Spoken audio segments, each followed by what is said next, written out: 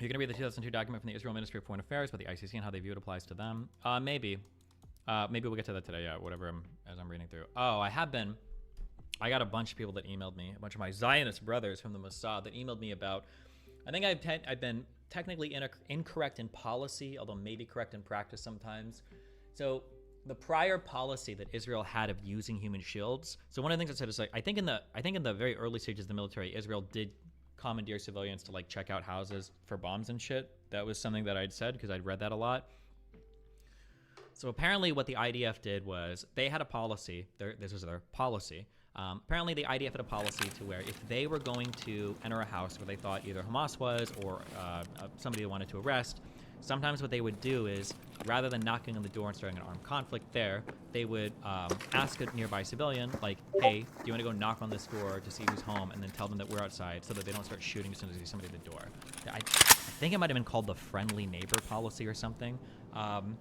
Now, apparently, in practice, there were, I'm pretty sure at least one time where a citizen was kind of like compelled to do this or felt like he had to or else they were going to kill him. So it might have endangered some civilian lives. And then I think eventually their court just ruled to stop this practice because it was too much on the edge or on the border or whatever. But that was apparently that was the practice that people refer to a lot when they say Israel had a policy of human shields, yeah.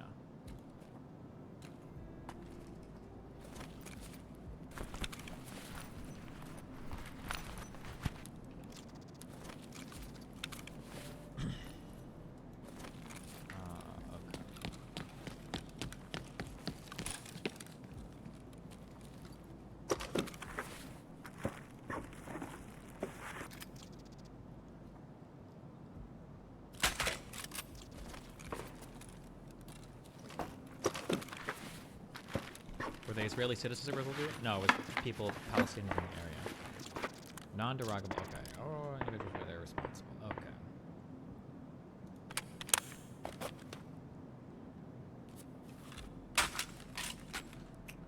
Definitions of human shields.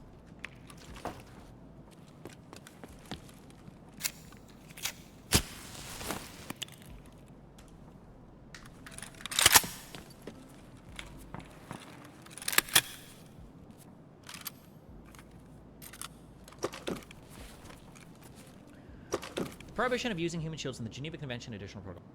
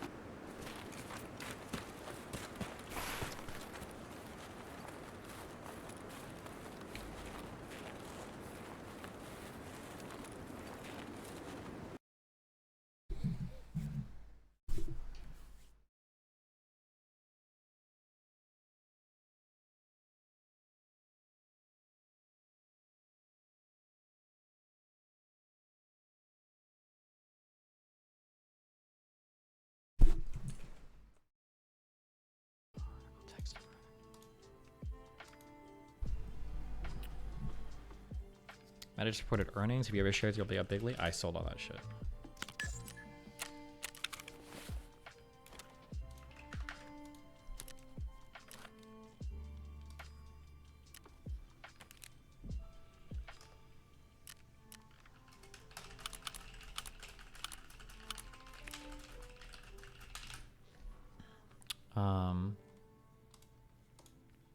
Wow, really, nobody knows this. Usually somebody in chat like has an answer. Okay, that's fine. We'll figure it out. Nope, I already downloaded this.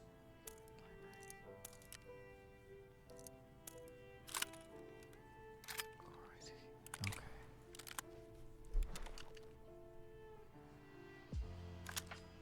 Comprising a preamble and 13 parts, it establishes the governing framework for the court.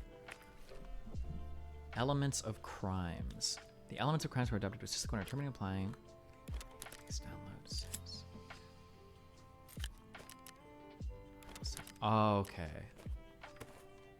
Okay, and this is where we find war crimes.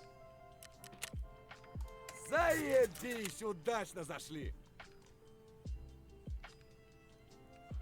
The core legal text of the 7 documents that together form the basis of the court's legal framework, the Rome Statute of the International Criminal Court, the rules of procedure and evidence, the elements of crimes, the regulations of the court, the regulations of the registry, the regulations of the office of the prosecutor, and the code of professional conduct for counsel. The most important of these, and first to be adopted and entered force, was the statute, which establishes the court following the remaining 6 texts entered into force at various points during the court's history. All can be amended according to their own particular amendment procedure. Okay, gotcha.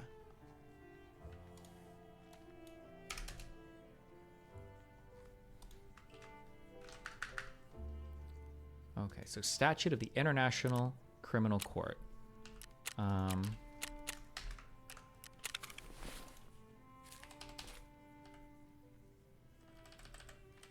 We'll just call this International Criminal Court. And then we would say under the book Elements of Crimes.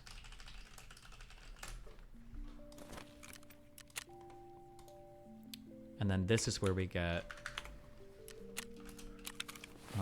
Article 8 for war crimes. Elements of crimes. Okay. This is and then this particular part of the code has Articles 6, 7, and 8. Okay.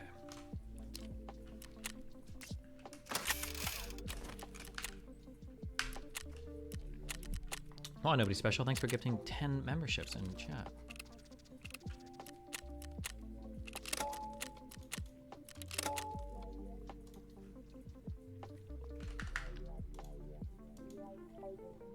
You know what? I could actually just have all of these. Fuck it.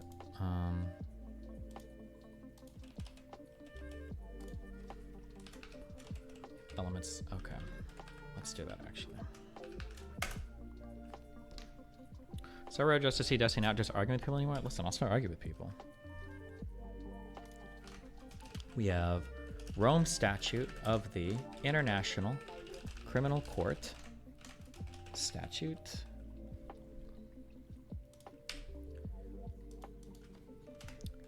We've got rules of procedure and evidence.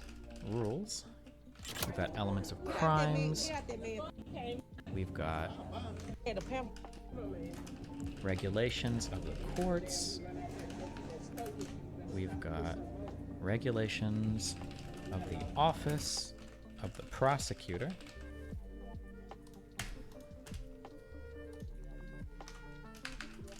Regulations of the registry. Code of professional conduct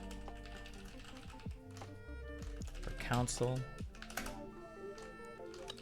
Code of conduct for the office of the prosecutor.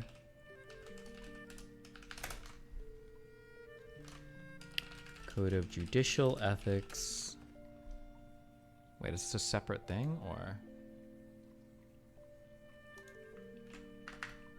What is the consensus on international law? Give me like one day and I'll tell you everything, okay? I don't know. Get fucked.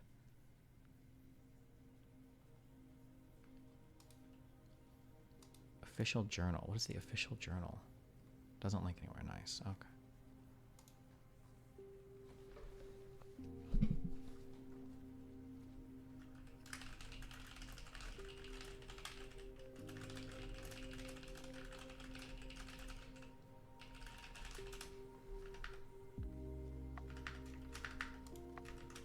Would that have been an insurrection to you? Even only one person died? Without anything else that followed, without the Yes, entire without Civil anything War else that happening? followed. Yeah. I don't know. I don't know if I would consider that an insurrection or not. You say that the Battle of Fort Sumter, would you consider that the Fort...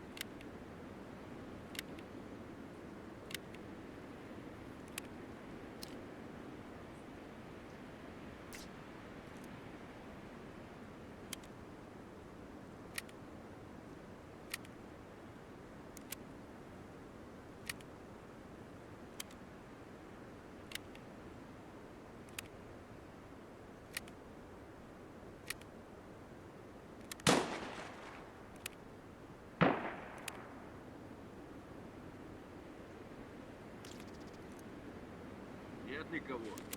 Вроде никого.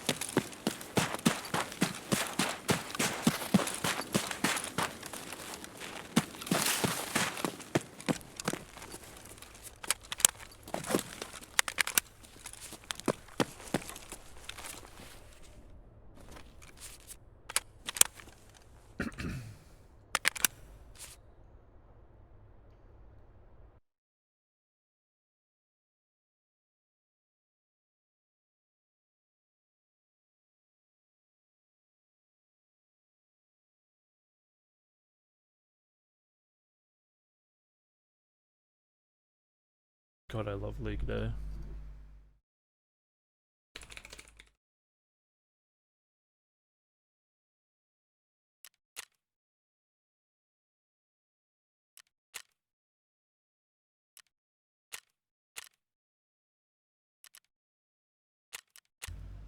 Man, if I'd got killed by a cheater there, I would have been so fucking fuming. I did a raid before I streamed and got killed by a cheater. So it's nice having like a successful raid like that. But I only fought scavs. It would be cool to like engage with players, but not just be super worried that they're cheating, you know? Ugh.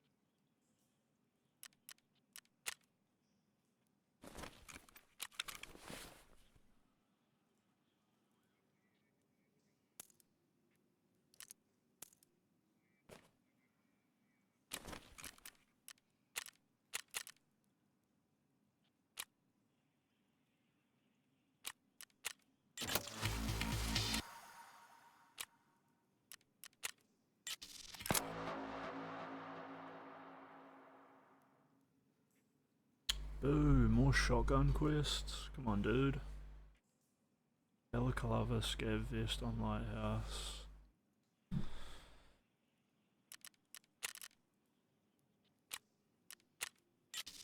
Went up a level. Locate Jaeger's health. Resort room with a view on the bay on shoreline. Bunch of scav.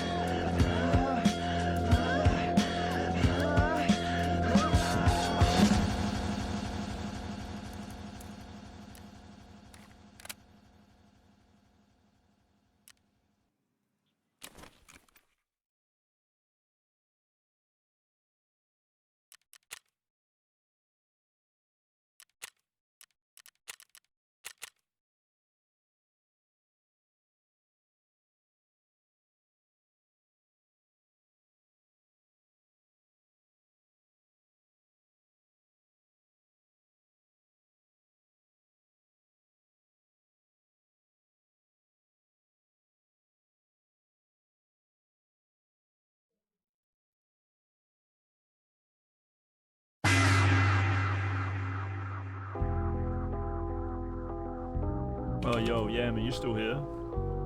We not. I got cheated on my very first raid of the day. Fucking rats. Rat dogs.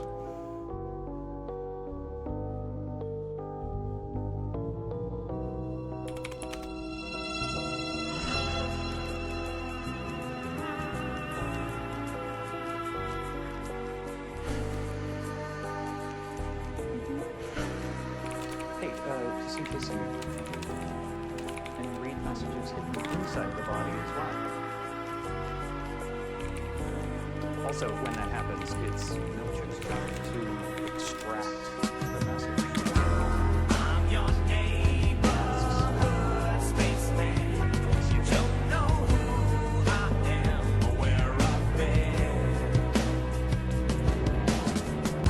Circling like a satellite.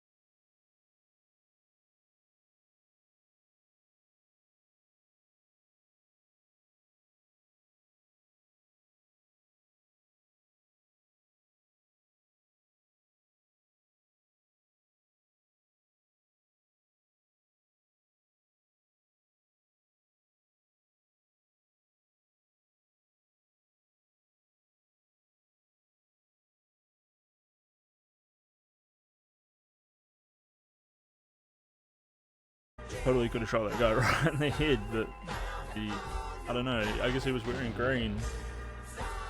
Looked like he had a motorcycle helmet on or something.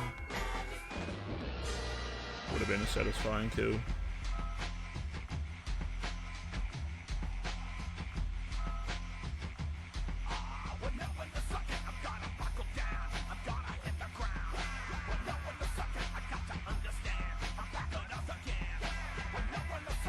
Oh, there was snow on his helmet, which made it look like that Copac grey.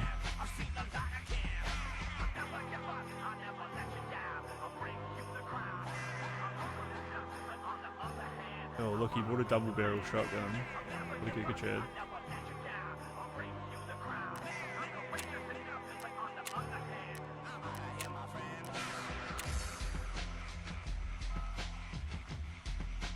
I don't think customs. It'd be good if customs had a scav slash PMC extract.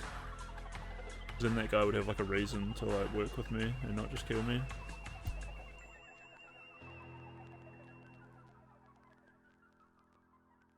Probably shouldn't just run at him like that. Mindset is that like when you see another scav, you sort of like run up to them so you can both like look at each other, but when you just try to run up to like a PMC, they're just like, what the fuck are you doing? Get the hell away from me.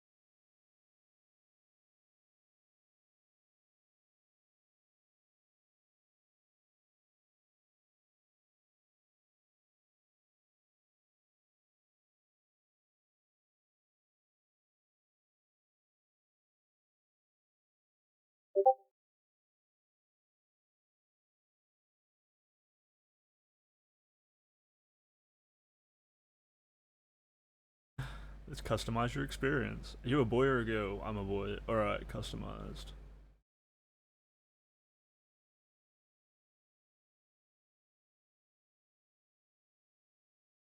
Oh my god, it's a Troy server with God Voni.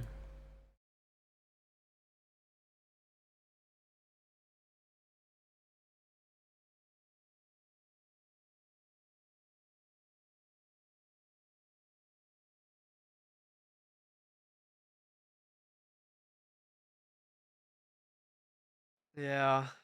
Yeah. Alright, guys, a minute and 10. Let's get some votes in. What are we doing for Sam?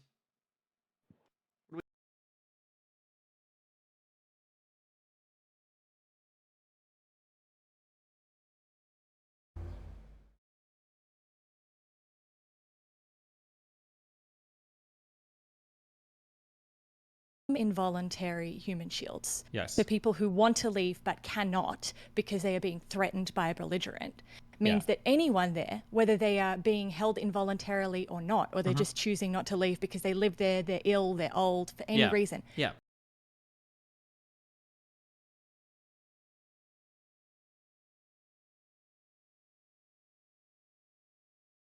I kinda wish I'd bought a second mag. Whatever. I just woke up. I'm still feeling pretty fresh. My brain is telling me to shoot people in the face, which is good. Last night it was obsessed with shooting people in the legs. So, we'll pick our shots, and we will land them right in the eyeballs of our enemies. Fucking terrible spawn. The god spawn.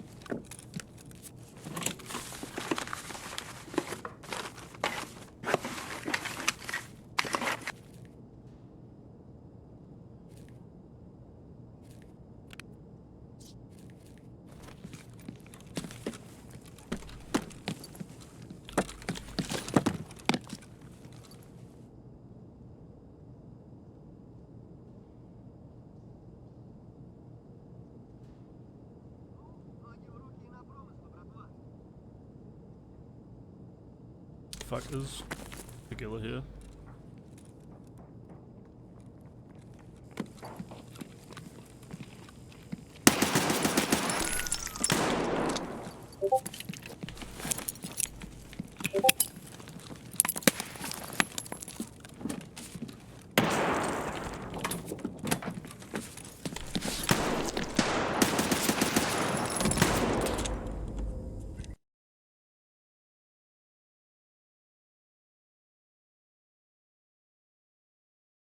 Not what you want to see. I wonder if it's possible to get a bullet in his visor. Now the armor update has been updated.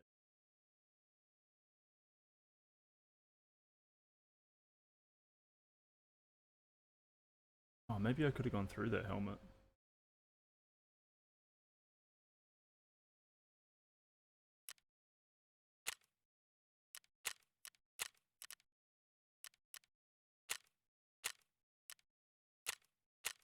But I don't know, doesn't the helmet have like a black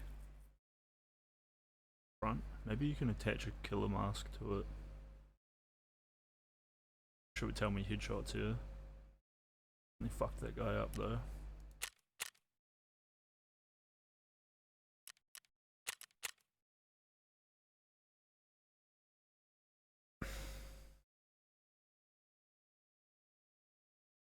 Really overestimated him. Thought he was gonna push me. So I bounced my grenade off the door. Just peeked out and hucked it down the hallway. I could probably could have killed him with my nade. Oh yeah, feels good just to like rationalize how I was. You can never target civilians or human shields, but civilians are always possible to be killed as part of collateral in a particular attack. Same thing with human shields. Yeah, but right? you should be taking a Don't let your mental game suffer, Crispy. Keep the energy avoiding high. that area, right? Like I'm not look, Sure, but my as I understanding said is many even times, for I'm not an international Fuck! Fucking die! to account like the human shields if you're doing an attack, unless they're like voluntary human shields, in which case some people might make arguments that, well, now they're part of the military effort. But even in the case of like somebody using human shields, you still have to take them into account when you're doing your strikes. Like if you put one terrorist in the basement and they have like 20,000 human shields above them because they're all like people that are in an apartment, you can't just say like, oh, well, you know, they're all human shields, so now we don't have to factor them into the proportionality. We just blow them all up, right? Yeah, it's, and I know what you were saying before in terms of does it even matter in that some parts of, so Israel doesn't adhere to hasn't ratified additional protocol 1, even though some of it is customary law. But I feel like the protections under civilian, like if there weren't protections for civilians, then being a human shield as a concept doesn't make sense. So I think maybe protections is a bad word. Maybe it should be like considerations is a better word. Like I think that civilians always have special consideration, and civilians can never be targeted ever. But civilians might die, whether they're a human shield or not, as a byproduct of a strike. I think that the only time when you're talking about something being quote unquote protected is, I think what we're talking about is the difference between like a military or a civilian target. So like for instance, So like, I was talking about Additional Protocol 2, Article 13.1, on the protection of civilian population. The civilian population and individual civilians shall enjoy general protection against the dangers arising from military operations. Additional Protocol 2, what thing? Article 13, Article brackets 13. 1. Wait. Okay. Additional protocol. Okay. Article 13. Okay. Protection of the civilian population. Okay. The civilian population and individual civilians shall enjoy general protection against the dangers arising from military operations. To give effect to this protection, the following rules shall be observed in all circumstances. 2. The civilian population as such, as well as individual civilians, shall not be the object of attack. Acts or threats of violence, the primary purpose of which is to spread terror among the civilian populations, are prohibited, and civilians shall enjoy the protection afforded by this part unless and for such time as they take a direct part in hostilities. Yeah, what if any of this is problematic compared to the human shielding stuff we were talking about?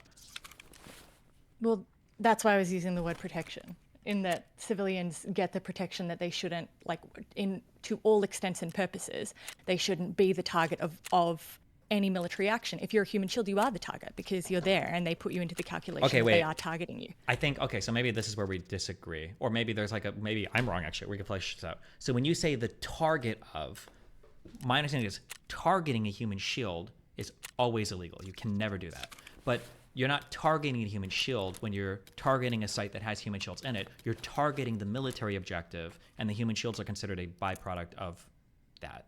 So like, for instance, if there was a building and there were 100 human shields on top and there was like a bad guy in the bottom, and you had a bomb to go and blow up the bad guy in the bottom, that if you were to instead, how would you even make this comparable? Like, you couldn't just kill the civilians on top if it wasn't also going to get the guy in the bottom. You can't target the people on top just because they're human shields. Even if you kill the people on the top, and even if you target the building they're in, what you're really targeting is the military objective of the bad guy. And then the human shields, same as if they were ordinary civilians, are now like in a proportionality calculation, I think. I don't think target but the means, whole, go ahead. all of the laws about human shields, right, say that you can't use this person so that a place can't be targeted. Correct. So we know that they're... How do I get my thoughts into words? You are essentially, you're going to hit civilians. Yep. If you, and I understand what you're saying about proportionality. But do you, okay, see if you can help me get my thoughts out in that the very existence of a human shield means that you're assuming that there are some extra protections that a civilian is entitled to. And it's got to extend past just being like, obviously proportionality and distinction is... I think comes into that's play. it. What you just said, I think the proportionality is the only extra protection. So like, let's say there was a target with 1,000 bad guys and we go to blow it up. We just blow it up. That's easy. Let's say there's a target with 1 bad guy and 999 human shields. Well, now we have to see, like, is the perceived military gain, is it worth the collateral destruction of civilian life? Now you have to do that calculation. That's the quote-unquote additional protection. So there might be, and I think one of the references given is like, let's say there's 3 different military targets, all 3 confer the same advantage. Let's say there's 3 ammo depots, 2 of them have human shields present and 1 doesn't. You're obligated to attack the one that doesn't, assuming you get the same military advantage from attacking any of the 3. That's like part of the quote-unquote protection, I think. Okay, then I want to ask you in human shields in 2 directions, right? Human shields as the actual crime of human shields. Are you committing the crime of using human shields if you happen to operate in an urban environment, or are you just failing to take the passive precautions? You're probably gonna have to look at a couple of different things going on, but I would assume that, like, in general, the answer is gonna be yes. But I mean, there might be some notable exceptions to this. So for instance, I'm cautiously saying this, I'm inventing a fantastic scenario because I don't know how the Ukrainian operations have gone. But like in the case where in Mariupol or something, if Ukrainian armed forces are operating in a city and they're being invaded by Russia and they're fighting in that city, I don't know if they're like intending to operate around civilians or hoping to gain an advantage or edge by doing that. They're just fighting in that area. Which would mean passive precautions weren't necessarily followed, but you can't say that the intent was there to use those people as human shields. Yeah, and it wasn't feasible otherwise, Yeah. Whereas for Hamas, I think that in the totality of their actions, it seems to be the case, and I guess this would have to be argued, that their intention is to gain an advantage by using said civilian deaths, the fact that they don't report like militant numbers, the fact that they don't report on any of their fighters ever being killed, and the fact that they, dress, et cetera, et cetera, et cetera, that they do seem to try to gain an advantage by co-locating near civilian infrastructure. But I guess that would be the argument that would have been made, This is the problem. And then this is the problem in that if you can find 1 or 2 involuntary human shields, does that designate everyone else in that area as an involuntary human shield, even though they were only proximate to begin with? Which is, I don't 100% know. I just know this is super interesting when you look at Sri Lanka. So it's just that I haven't looked at it totally. I just know that the UN found that they didn't use, found that they didn't use human shields, but they did fail to meet their passive precaution because they ultimately just ended up saying everyone is a human shield. So I think that would be interesting because they were saying that the Tamil Tigers were pushing civilians into areas that were no-fire zones designated by Sri Lanka so that they could also put the Tamil Tigers there to protect them. Okay. Oh, also, just while I'm here, there's a paper that I think, because people bring up Goldstone a lot, I don't have institutional access to it, but I'm going to put it in DGG chat because if someone does have institutional access, I think it would be really good for them to download it and send it to you. And I'm going to put your name there so it goes blue. Oh, it was censored. Oh, I can't put. Oh, I got muted. Okay, I'm just gonna send it directly to you. I don't have institutional access to download it, but it's a critical look at the application of international human law in the Goldstone report in terms of human shield claims specifically. Gotcha. Jesus. Do you know how many? Just curious. Do you know how many pages this thing is? I don't know how. I don't have access to it. Let me see if it says. Oh, you haven't actually. Oh, right. Gotcha. Yeah, that's why I said. Oh, it's 347 to 402, so it's 5 pages. 347 402. Wait, it's 15 pages. Wait. Wait, I can't, maths is not. 55. Yeah, right. you're thinking like time. I think right now. Yeah.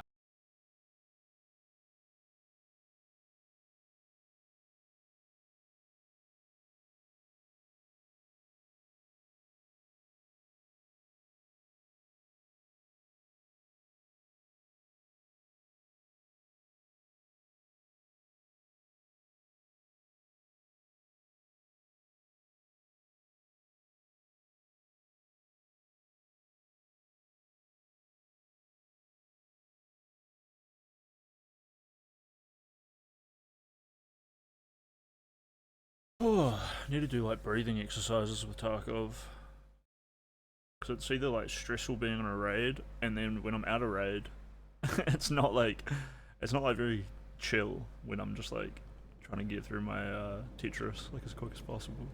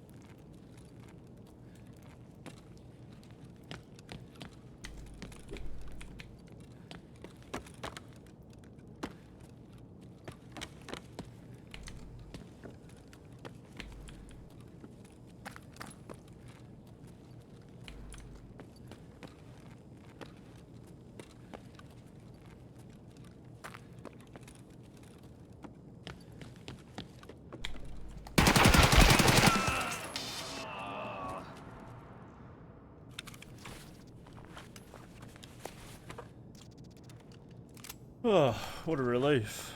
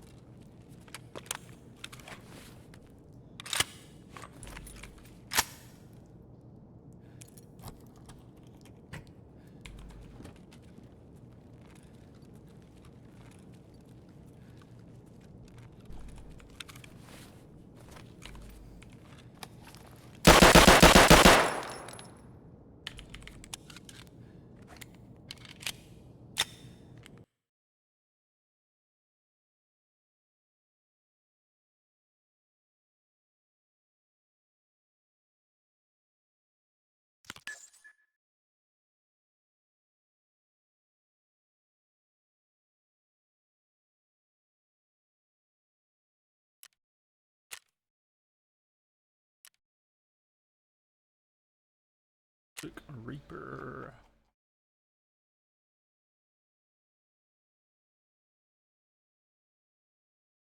$128 bullets. Fired 8 at the end, so 120 bullets. Landed 33 of them. Lol.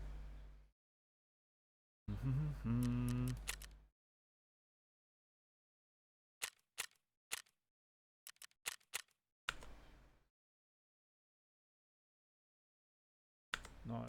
Now that that painful quest is done, I don't know what to do with myself. Reserve time. Or shoreline. Go to lighthouse and try to shotgun some scabs. What do we do to do with that one? I think I take a slugs and a 3x.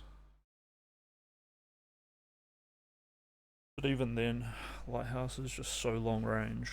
That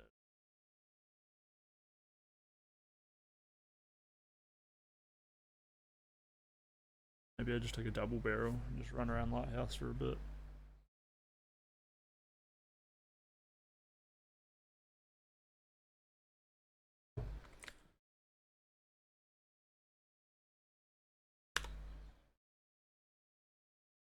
Is my mic on? It's on.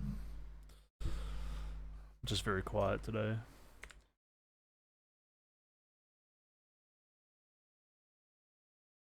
I think the more tired I am, the more I talk.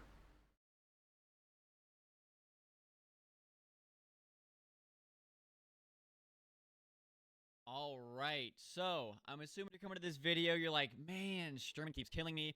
I'm struggling with them. I need my TAC 30 kill or just your Sturman kill with the key. I need some help. Any tips? Help me. I got you. I got you. All right, so assuming you probably have hunting trip, maybe you've already gotten your Sturman kill and your key, and now you need to do hunting trip, and you're like, man, I am struggling to get that kill from 75 meters away with the M700. I'm gonna go ahead and show you guys how I did it this wipe. Rangefinder is very important. I highly recommend you get a rangefinder. If you do not have one, I highly recommend getting one, or you can also put one on your scope itself. So you're gonna go ahead and go over here, go to where you make your gun, right? And you're gonna want to grab this right here, put your TAC 30 in it, and you're gonna want to put that rangefinder on the top of it. So just like that right there. So while you're aiming down your sights, you always actually know the distance at which you're shooting, and you cannot mess up this kill. It is not possible for you to mess up this kill range-wise. So I highly recommend running this right here. It makes it very easy. You just get the distance. You're like, all right, good enough. 75 meters. Let's go ahead and get that Sturman kill. So what I recommend right there, boom. This is the build I'd recommend for the hunting trip. If you need your one Sturman kill, I mean, you can run a bad boy like this right here, slap a scope on it, and just lay him out. The ammo for Sturman is very basic. His guards are not that geared when it comes to their heads. Always go for headshots. Flesh ammo, M80, M62, BT. If you guys watch my boss videos, very common theme. It's always pretty much the same ammos and calibers. You want to run 760 by 51 or 760 by 54. I don't recommend PS12B or the AS12 due to the muzzle velocity being very slow. It is a very slow round. It's not easy to shoot at this distance. So M80, M62, and any round that is 760 by 54, it doesn't need to be BT. It's just what I have for the kill farm. So boom, this is the M700, and I will go ahead and show how I take them on woods. All right, so you spawn into woods. You're gonna want to be watching the top right of your screen at 3948. You want to be watching for Pakalas. If you get Pakalas, he is not in your raid. If you do not get Pakalas at 3948, he can be in your raid. It can be him. It could be the goons. Depending if you're playing nighttime, it could be cultists. Just know that he does not always spawn when you get no packet loss. But if you get packet loss, he is never there. All right. So we're going to go ahead and set up my rangefinder. There you go, up at the top right there. You can see everything I look at. It will tell me the range on it. And if you free look while sniping, you can look up and see what your range is at. So I'm looking at this tree, 65 meters away. I thought they took that out of the game. Tree, 76, and that's what I need to kill Sturman from, right there. All right. So we're gonna head towards the lumber mill, and we'll get into it. It's not.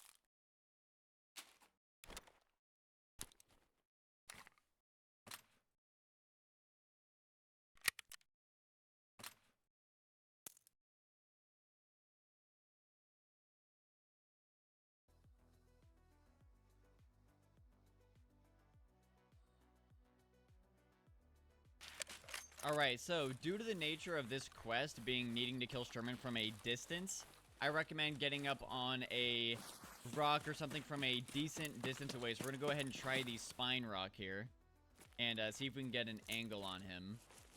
So you want to check around. He spawns anywhere within the compound. Okay, so right there, you can see a guard.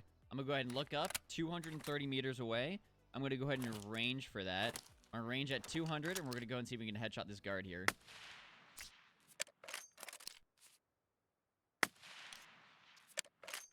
I'm shooting a little bit too high. There we go. One guard dead. We're looking for movement. We're looking for anything moving around. Quick tip while sniping, if you hold left click after shooting and you don't let go, you can actually zoom in and out without any audio. And you don't have to pull the bolt back and your screen shakes a bit. You might be able to miss Sturman moving around.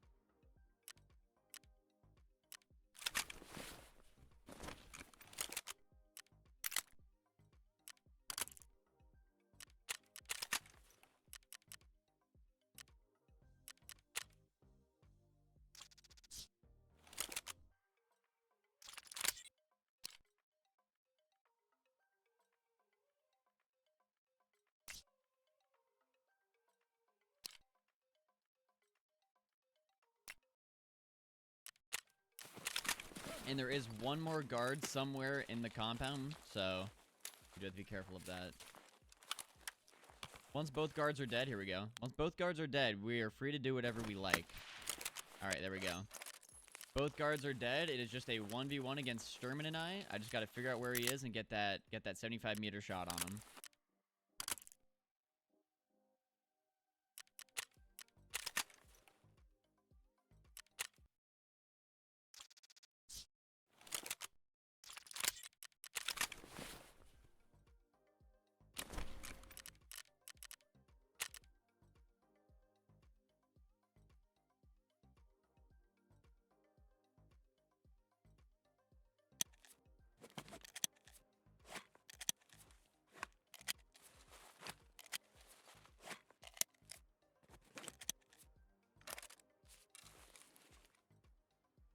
Alright, there we go. We got Sturman right there, 119 meters. We're waiting for him to turn and go ahead and pop him. With... And mass. Funny. There we go. Boom. Just like that. We got the kill. Easy peasy lemon squeezy. But having the rangefinder on the top of the scope is a absolute game changer. You see him, double check the range and pop him so you can never make a mistake and get that 74 meters and have your quest not count. But yeah, guys, that's how it's done for Sturman. If you guys have any questions, I do stream almost every single day on Twitch. Feel free to stop by the stream, ask away. It could be about bosses, Sturman. It can be whatever. Appreciate you guys watching the video. Enjoy your day, nights, evenings, mornings, whatever it might be. I will catch you guys in the next one. Peace.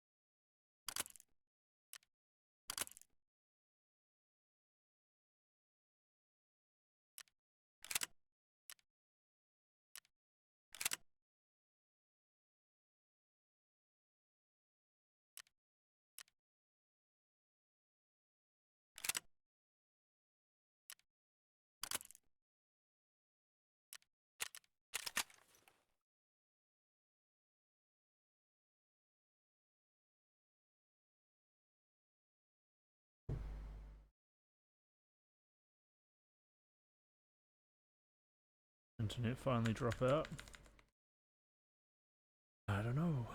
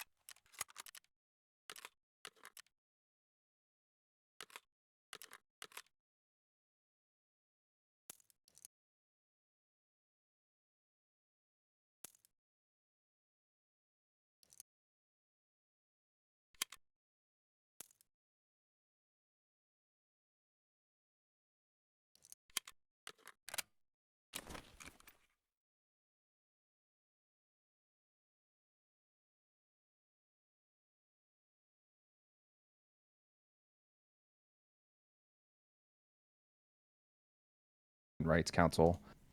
Well, I thought you were referencing that he like made a statement and then changed it or something. No, there was a statement when talking about the Al Samuni house, is that like his phrasing of the events. I'm sorry, what? We went through this before. I don't Okay, have well, all also, these well, notes here. anymore. Okay, and then I'm reading this House of Representatives resolution. So it sounded like you said that they just made a resolution condemning it without any statements of fact, or what was your criticism of this? Yeah, that there was nothing in there, nothing they provided directly Okay. refutes the Goldstone report. Gotcha. So this says, whereas the resolution prejudged the outcome of its investigation by one-sidedly mandating the fact-finding mission to investigate all violations of international human rights law and international humanitarian law by Israel against the Palestinian people, particularly in the occupied Gaza Strip, due to the current aggression. Was that the initial goal of the investigation? Was just to investigate Israel's side? Yeah, the initial mandate was to investigate war crimes by Israel. Okay.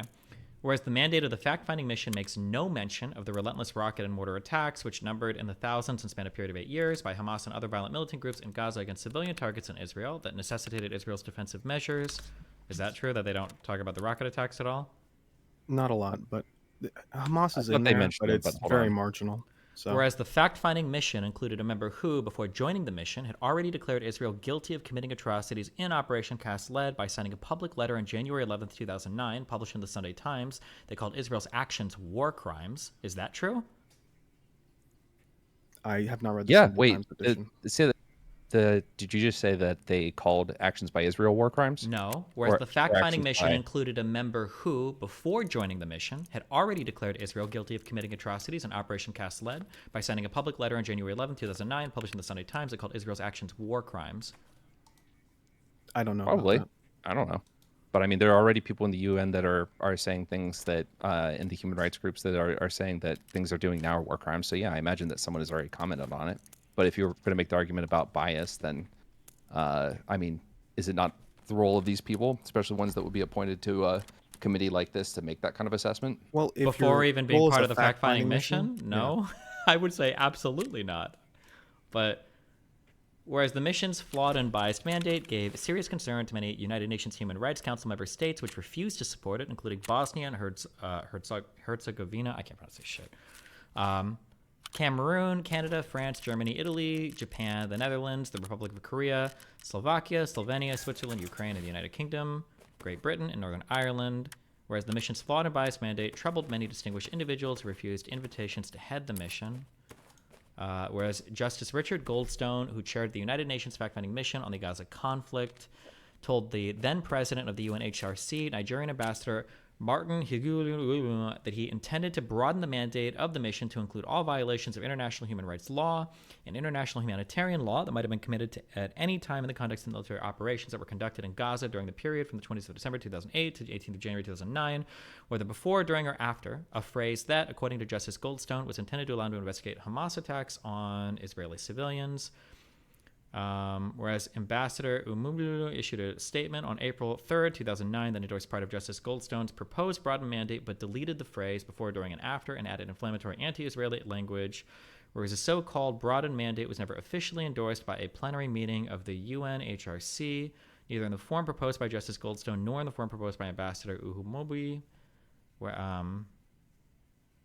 What do you think that? What part of this, I guess, you think is like illegitimate, or why do you think that this was not an okay? Because none of it refutes anything actually provided in the Goldstone report. Like none of the things that Goldstone and the team substantiate through their investigations, none of that is addressed in this resolution.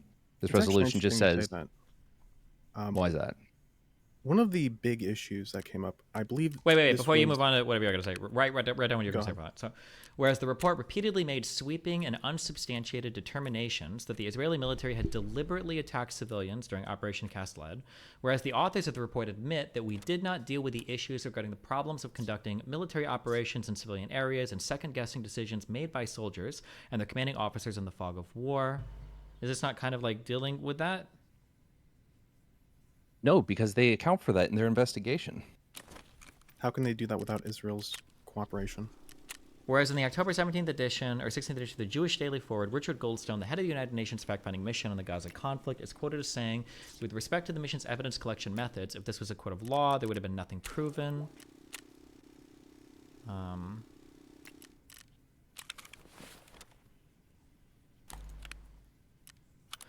Whereas the report usually considered public statements made by Israeli officials not to be credible, while frequently giving uncritical evidence or credence to statements taken from what it called the Gaza authorities, i.e. the Gaza leadership of Hamas. See, that's just a big statement that they don't actually explain at all. Well, it's like a House resolution. I don't know how commonly there's like detailed facts as like a part of these. I don't know what the norm is for it. It would be nice, I guess, to see like specific things. But I guess you're saying that they're just like making general statements and they didn't actually believe any of these things. They didn't have an underlying reason for any of this. That nothing was substantiated, and yet this also gets cited against the Goldstone report. Oh, I would never cite a UN House resolution against the Goldstone report. Oh, I was just curious why you didn't like it so much. I don't think I would ever rely on anything like this. But Stop being bad faith, Stephen. What? This doesn't count. It wasn't against Israel. It doesn't count. What? No, that's bad faith because I never say any shit like that. No, I'm just saying that like House resolution, like to condemn or support. I don't know if I care that much, but I don't know if I ever use these in favor or against. But it looks like the point of this resolution is to attack it, not on the subject matter, but on the bias of the investigators, is what it sounds like, or stuff related to that. No, it does make reference to the material. It just doesn't. It doesn't go into the detail, I guess. Like in accepts, but. Yeah, whereas in one notable instance, the report stated that it did not consider the admission of a Hamas official that Hamas often, quote, created a human shield of women, children, the elderly, and the mujahideen against the Israeli military, end quote, specifically to, quote, constitute evidence that Hamas forced Palestinian civilians to shield military objectives against the attack, end quote.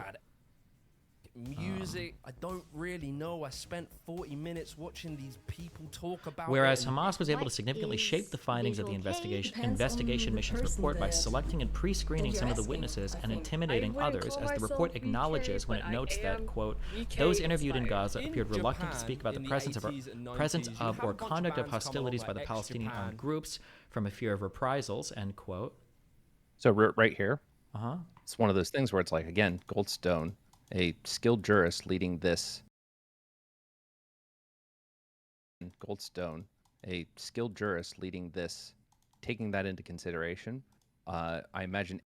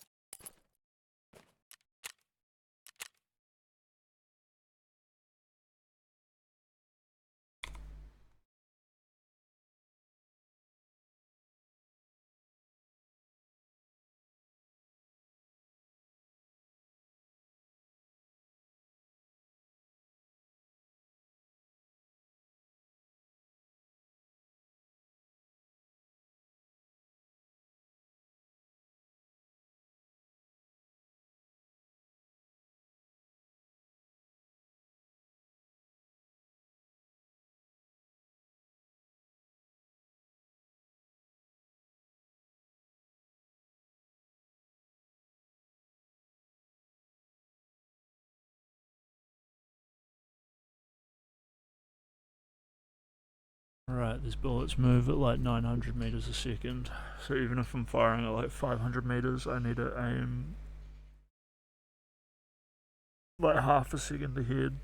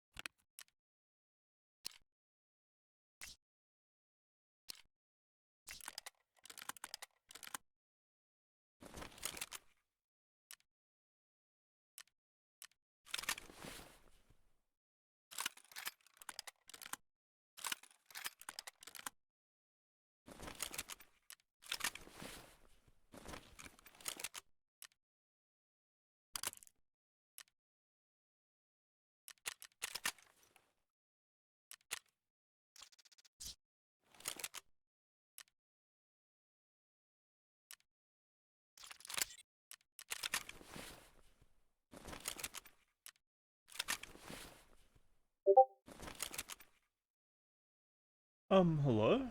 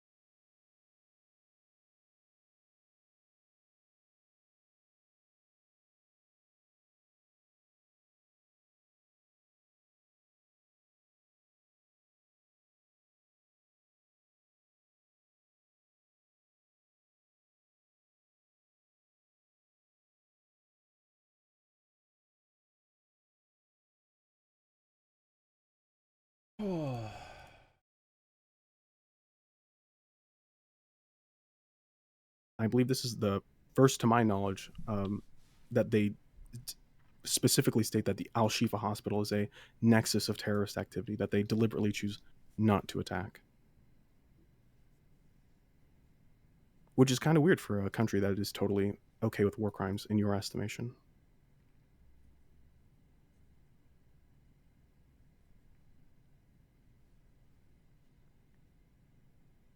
Kind of weird, Stephen. Kind of weird.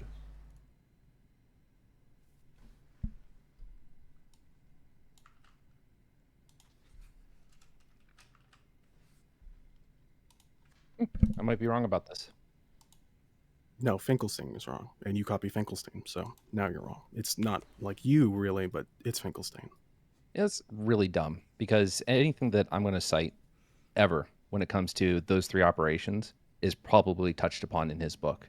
And it has been because a few things such as the Goldstone Report, a few different articles from Haaretz, Jerusalem Times, or is Times of Israel? Fuck, I can't remember which one it is.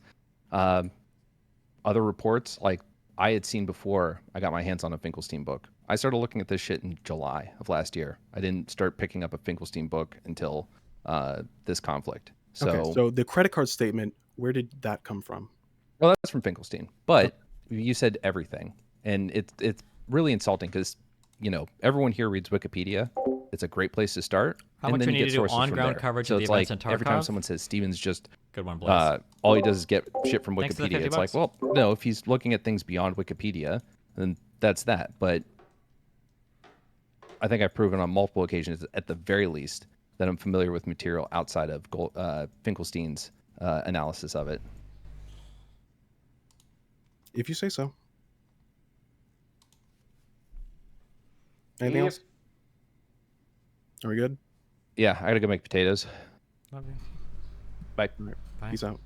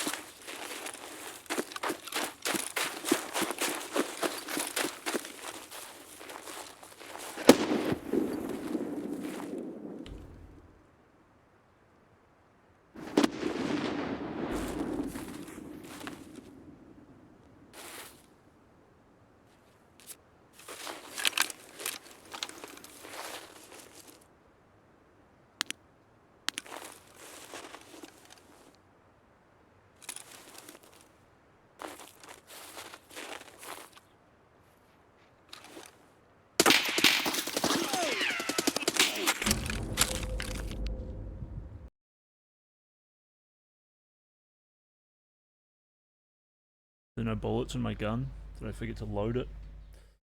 Apparently. Fucking guy comes running at me and then just hammers me down with M62. Okay. The dude fully fucking naked?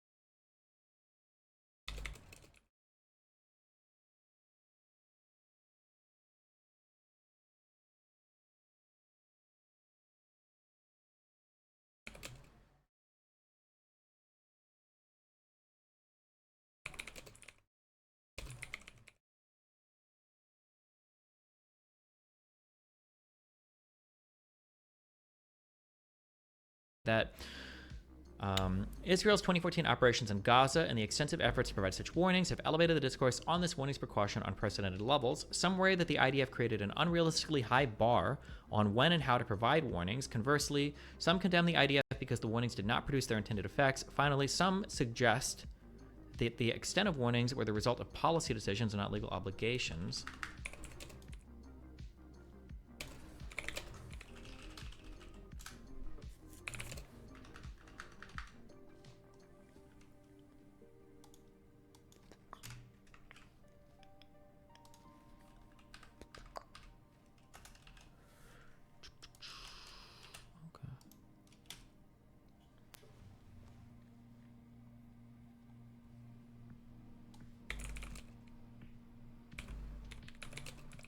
What can be said with confidence is that the IDF regularly uses a wide variety of warnings, almost certainly more than any other military. Best known are phone calls to individuals within a building to be struck and those nearby in order to gather information about the number of people there and instruct them to evacuate. As I previously explained, following a research trip to Israel with Colonel John Merriam at the invitation of the IDF, see his post on our findings here. To conduct the phone warnings, the IDF employs a specialized team of trained personnel who run a phone bank with the sole purpose of contacting individuals who might be affected by a strike. The calls are in some cases extremely precise. For instance, the warning may be that a strike will occur at a specified time. Live operators make some phone warnings, while others consist of generic pre-recorded messages. The personnel in the warning cell speak Arabic fluently, have received cultural training on the civilian population in the target area, and whenever feasible, use all-source fused intelligence to focus on specified individuals who might be at risk. For example, understanding Palestinian culture and family structures, the warning cell may try to contact the male head of a family in a particular apartment building, knowing that he will effectively disseminate the warning to other family members. If a minor or a female answers the call, the warning cell attempts to speak to the head of the family. When several buildings in a particular area are targeted, the warning cell may also contact a local civilian official or an informal community leader who will be able to spread the warning effectively and insist on obedience. Interesting.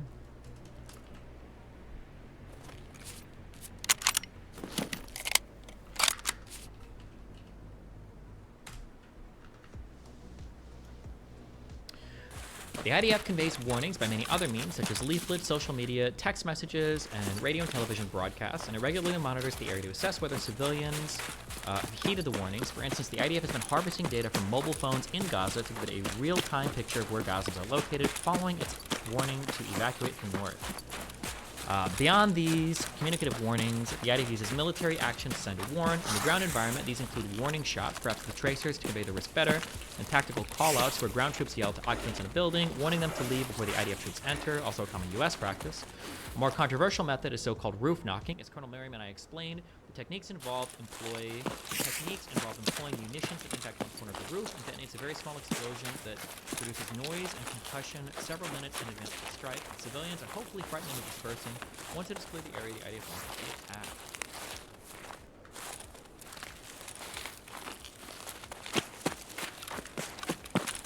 Some commentators have sharply criticized roof knocking. For instance, Amnesty International has found there is no way that firing a missile at a civilian home can constitute an effective warning. The UN's 2009 fact-finding mission on operations in Gaza, the Goldstone report, similarly labeled roof knocking ineffective because a warning should not require civilians to guess the meaning of the warning. For criticism of the report, see Lori Blank. Oh wait, is this the same thing that same study that we were being into? Did this actual fucking retard link to his own computer file system? Sean Watts. Bro.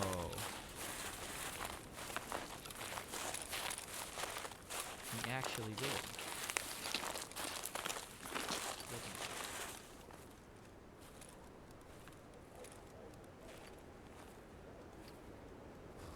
I don't know what the fucking study is here. I thought I had it on this page. Oh wait, it might be down here actually. Oh, Lori Albon. It is referencing this.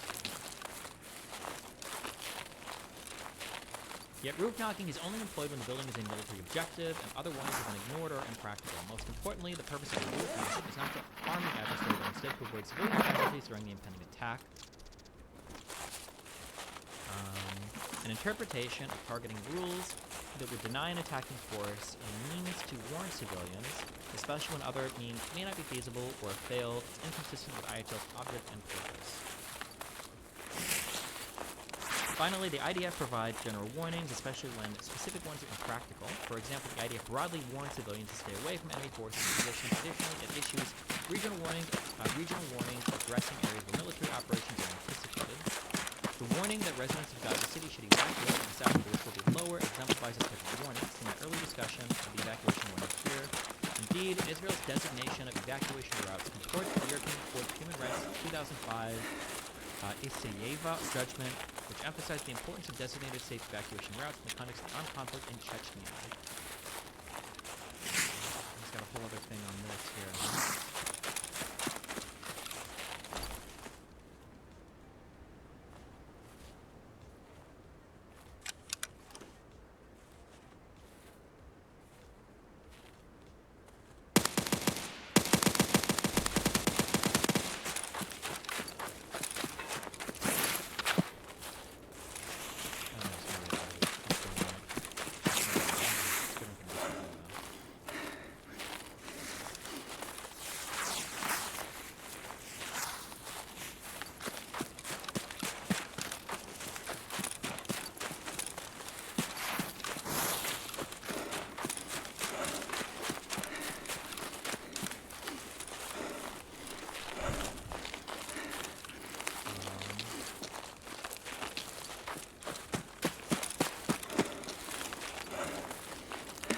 Finally, the IDF provides general warnings, especially specific ones are impractical.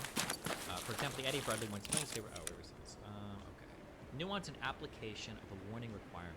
The obligation to warn only applies when civilians might be affected. There is no obligation to warn before an attack that only risks harming civilian objects.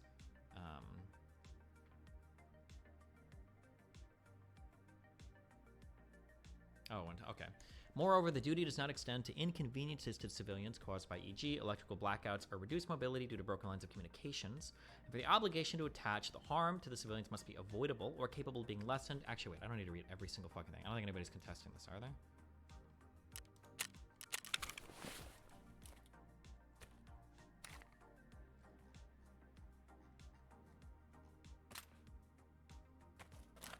Okay, no. Okay.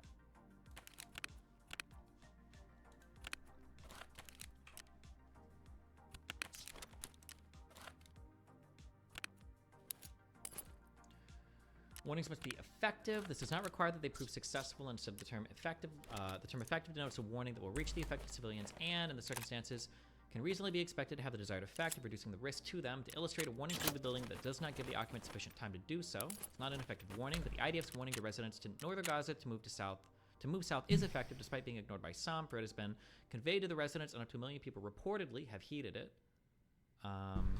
Of course, southern Gaza remains dangerous, for the IDF is striking Hamas and other organized armed groups present there, as it may lawfully do, yet it is less dangerous in the north. The warning is effective as a matter of law. That's probably a lot of people bring that up sometimes.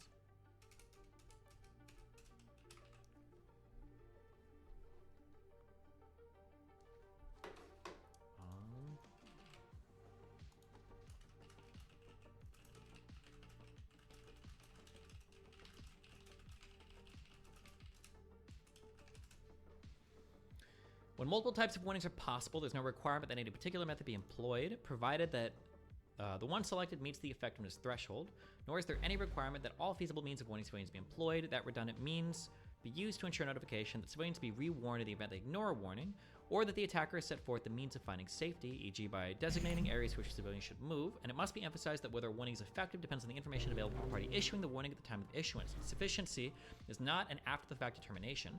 Consider a case in which an attacker reasonably believes there were no occupants in a building to be attacked and therefore did not issue a warning. Even if it turns out there were civilians present, the obligation has not been breached. Despite the presumption that an attacker must warn, it need not do so when not feasible. As the DoD Law of War Manual notes, circumstances not permitting the giving of advance warning include where giving a warning would be incompatible with legitimate military requirements. All the warning requirements described above are subject to this caveat, which reflects the balance between military necessity and humanitarian considerations, which permeates international humanitarian law.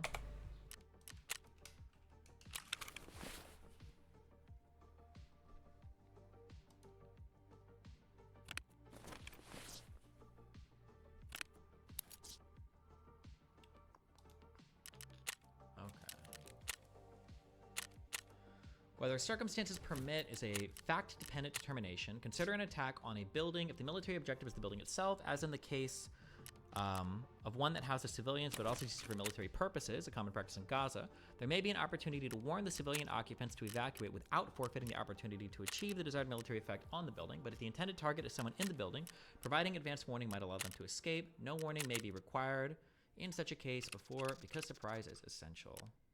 Okay.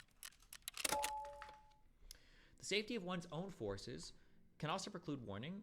For example, dropping leaflets over Gaza may not have been possible if the organized armed groups operating there fielded effective air defenses. Similarly, once the IDF enters Gaza and is engaged in urban combat, warnings by the ground forces often will be impractical, if only because they might alert Hamas to their presence or their positions. Sure. A key factor in assessing whether circumstances permit a warning is the nature of the operations in question. For instance, timing and intensity are critical factors in those the IDF is currently conducting. With a ground assault imminent, quickly striking as many targets as possible is necessary to optimally prepare the battlefield. As the ICRC notes, necessary speed of response bears on the feasibility of warnings. Or consider the nature of the target. While warnings regarding attacks on fixed locations are sometimes operationally feasible, issuing them for strikes on moving targets, such as individuals and vehicles, is typically not. When one means of warning is not viable, attackers must consider other means of warning the civilian population, as illustrated by the general IDF warnings mentioned above. The ICRC's general commentary to it's particular obstacles to warnings. Particular obstacle to warnings in Gaza is Hamas's practice of human shielding. In the past, there have been many instances where civilians have moved voluntarily to the vicinity of targets following IDF warnings. Really? What are the... Ooh, that's interesting. Even more egregious is the use of involuntary human shields. With Hamas holding 200 hostages, the potential for their movement to locations regarding which the IDF issues a specific warning is high. When a warning is likely to result in human shielding, the situation amounts to one in which a warning is not feasible.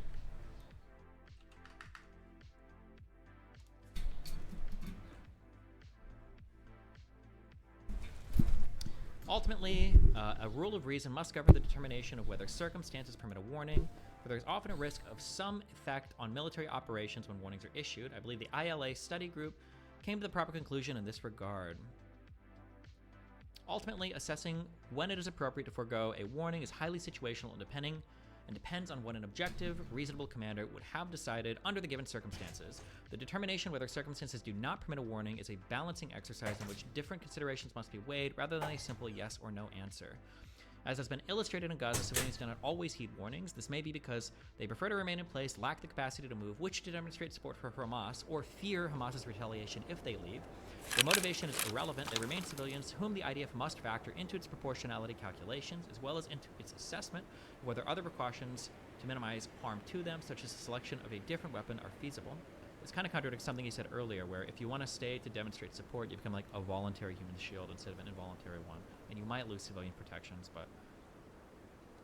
In this regard, Amnesty International is charged that the IDF has dropped leaflets announcing that anyone who chooses not to leave from the north of the Gaza Strip to south of Wadi Gaza may be determined an accomplice in a terrorist organization. This does not accord with the copies of the leaflets the IDF has posted. See here. But whatever the facts, any warnings along those lines would be contrary to longstanding IDF practice, Israeli policy, and international law, as Penina Sharvit Saruk and Noam Newman, both of whom served in the IDF senior international law advisors, have explained. Wait, did they just make this up, or?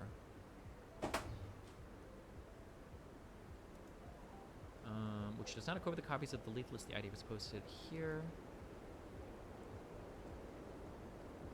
Dear residents of Gaza, the terrorist organizations have started a war against the state of Israel, and the city of Gaza has become a battle zone. You must evacuate your homes immediately and go south of Wadi Gaza. For your safety and security, you must not return to your home until further notice from the IDF. Public shelters in Gaza City must be evacuated. Do not approach the security fence for your own safety and for the safety of your families. Anyone who approaches the security fence puts himself in mortal danger. You must evacuate your homes and go south of Wadi Gaza. The Israel Defense Forces. What are the... Amnesty International said, on the 21st of October 2023, the Israeli army dropped leaflets on northern Gaza ordering residents' immediate evacuation. The leaflets warned residents to leave immediately, declaring their lives at risk and explicitly stating that anyone who chooses not to leave from the north of the Gaza Strip to south of Wadi Gaza may be determined an accomplice in a terrorist organization. What are they sourcing here?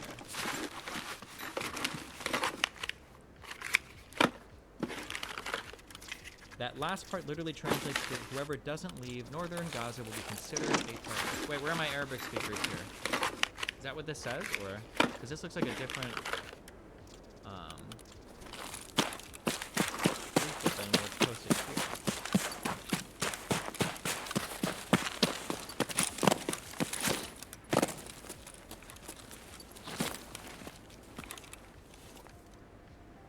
Are these both for the same, like, operation, or what? Why are there two different pamphlets?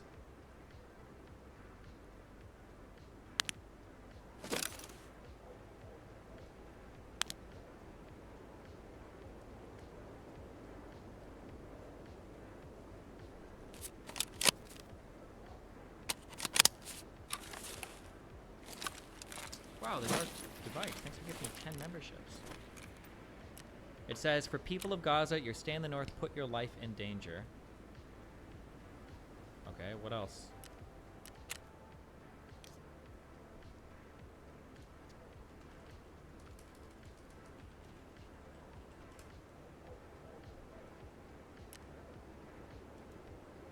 Stop typing Hebrew in chat or you're getting banned. Stop. Fucking weirdos.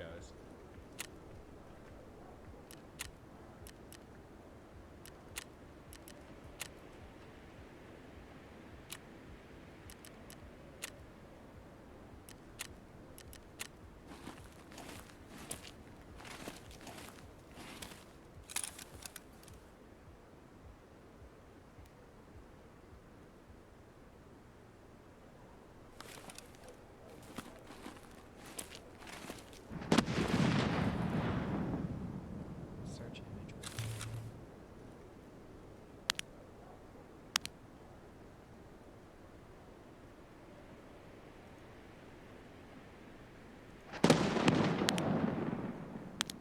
To Israel, the Israeli Defense Army, urgent warning. To the residents of the Gaza Strip, your presence north of Wadi Gaza puts your life in danger. Anyone who chooses not to evacuate from the north of the Strip to the south of the Gaza Valley may be identified as such partner in a terrorist organization.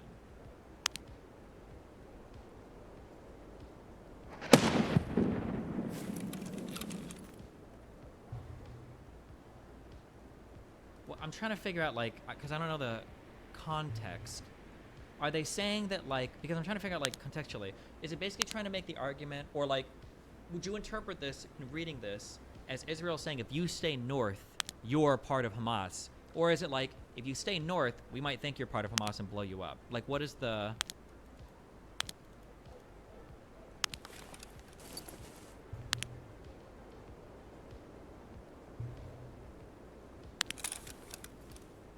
I don't know why I'm looking at this far.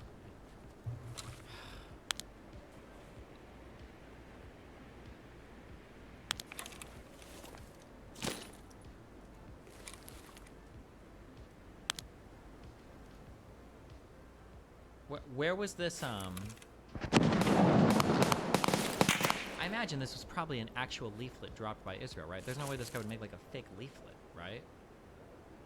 I've been sent a photo of a leaflet I'm told was dropped in Gaza City this morning. It says those who don't evacuate from Gaza will be considered accomplices of terrorist organization. To be clear, there are no obligations for civilians to evacuate. Even if they get an evacuation order, they are still protected under international law. They don't have comments from the military. To be clear, from the appears consistent with other photos being shown online. The ad is a new leaflet which was up this morning in red. The original leaflets of the first evacuation was in video.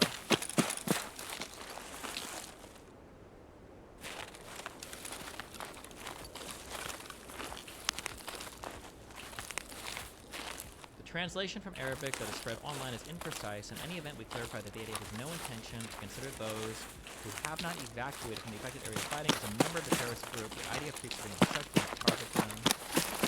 The second part of the IDF response order to minimize the harm the IDF will request to the residents in the northern area of the Gaza Strip to evacuate southward of Wadi Gaza. The IDF needs calling residents in the north area of northern Gaza to evacuate and trust the alternative.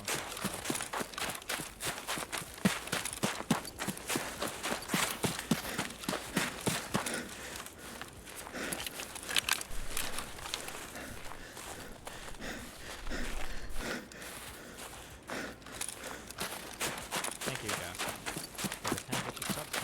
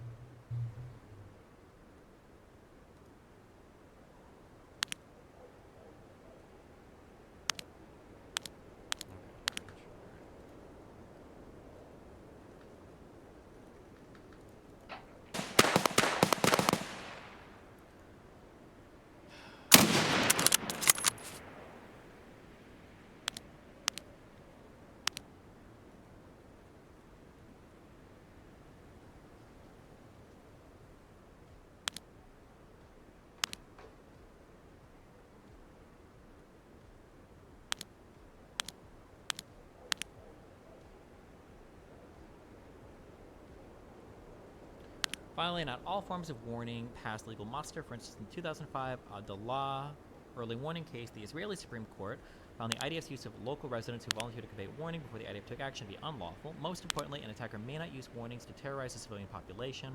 In this regard, Article 51, Section 2 of Additional Protocol 1 prohibits an acts or threats of violence, the primary purpose of which is spread terror among the civilian population. See also DoD laws of war, manual, prohibition, okay. Warnings against attack. Whereas the attacker is obliged to take active precautions to minimize civilian harm, the defender is equally required to take precautions to protect the civilian population against the effect of attacks. Article 58 of Additional Protocol 1 sets forth the treaty law requirement for the so-called passive precautions. Passive precautions include moving civilians from the vicinity of military objectives and placing military objectives within or near densely populated areas. Although Article 58 includes no reference to warnings, it does require a defender to take the other necessary precautions to protect civilian population, individual civilians, and civilian objects under their control against the dangers resulting from military operations. In my opinion, this requires a warn of attacks and doing execution.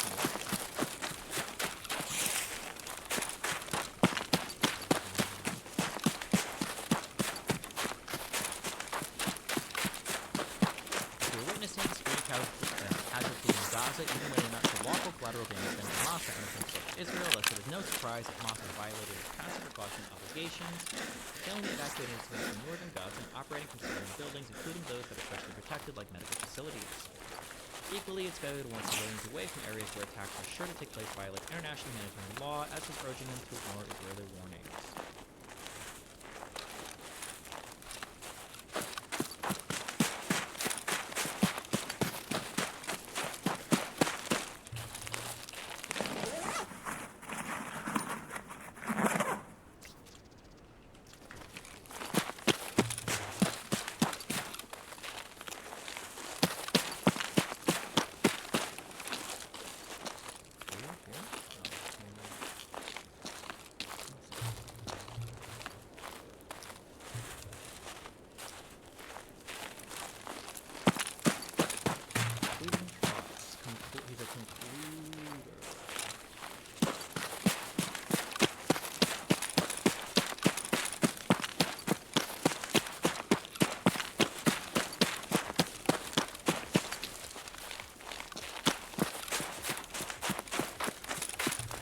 More facts, it's too early to say whether the IDF has complied with the obligation to warn in every case. However, there's no question that the IDF's warning practice in general is the gold standard. Indeed, as a matter of policy, the IDF typically exceeds what the law requires. It is likewise clear that its warnings to evacuate northern Gaza constitutes an effective warning, as that concept is understood in international humanitarian law.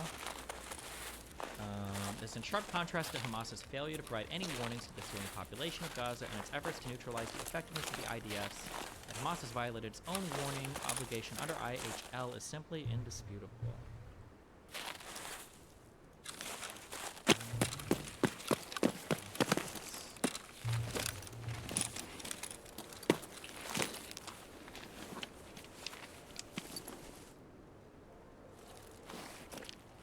Michael N. Schmidt. Nice. Fuck my caps up.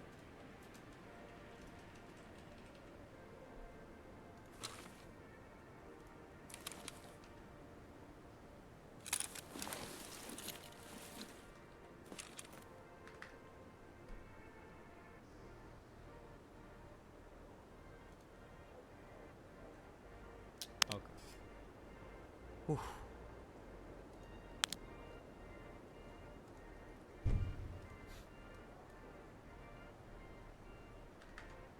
Okay, I don't think I care about this video, I'm sorry. Future of the West Bank, 2 legal perspectives. And I think we are gonna watch this. You can read this article quickly. Oh, this was a quick thing about the Wagner bullshit. This is more Human Shield stuff. We'll see if it contradicts what we've read. We can do these.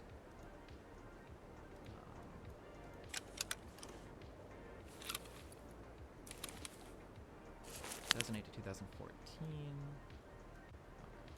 All right. Oof. Hold on 1 second.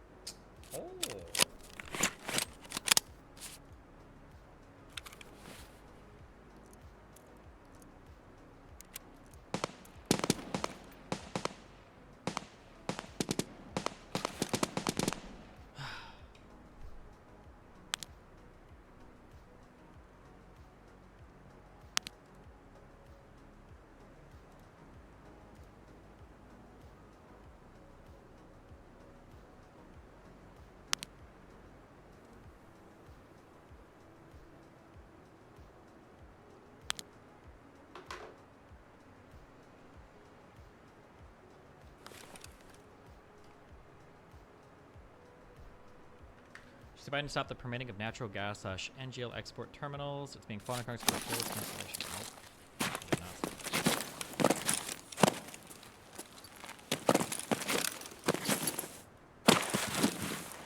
that. Okay.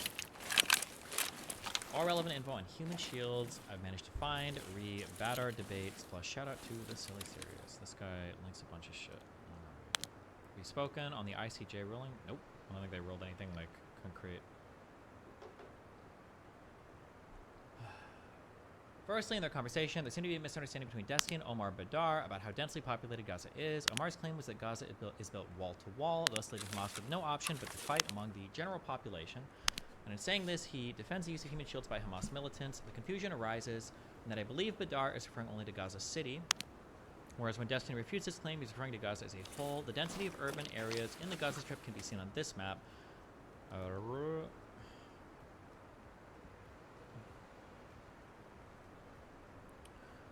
As you can see, there is plenty of non-urban land they could use for military operations, despite the fact they would be immediately fucked by Israel. I'm not sure whether this mismatch in military capability is a valid defense, however. And this can be seen clearly when taking an aerial view of the Strip. This is extremely important and ties into information later in this post regarding Hamas's denial of southward evacuation for the people of Gaza City.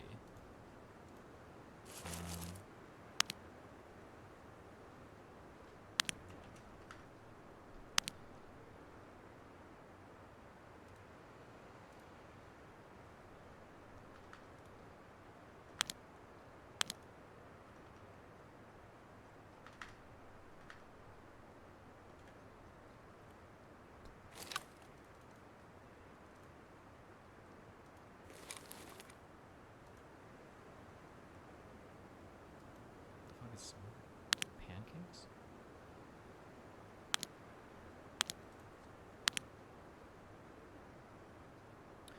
Anyway, the best article I've come across covering Hamas's current use of human shields can be found here. It's a lengthy article, but I recommend reading it in full if you're interested in the conflict. Beyond simple political blood sports, the most pertinent information seems to be known instances of Hamas discouraging or even blocking civilian evacuation south of Gaza City. Relevant information can be found with Control Up South and reading the tubographs of where it is mentioned in. Oh, this is the aerial view of the Gaza Strip. Oh shit. This is one we read, right? Did we read this one in particular? November 3rd, 2023. November 3rd, 2023. We did read this one.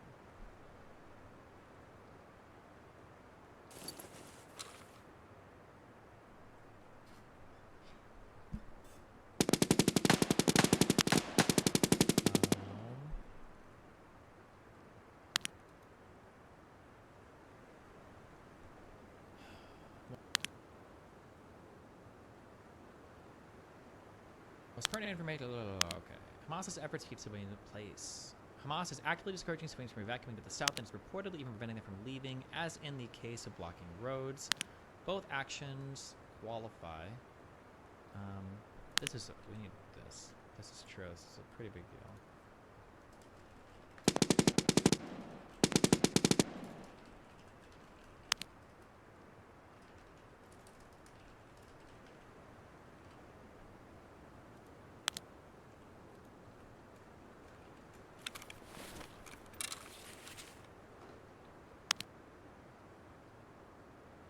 Any updates on your new branding? Nope, not yet.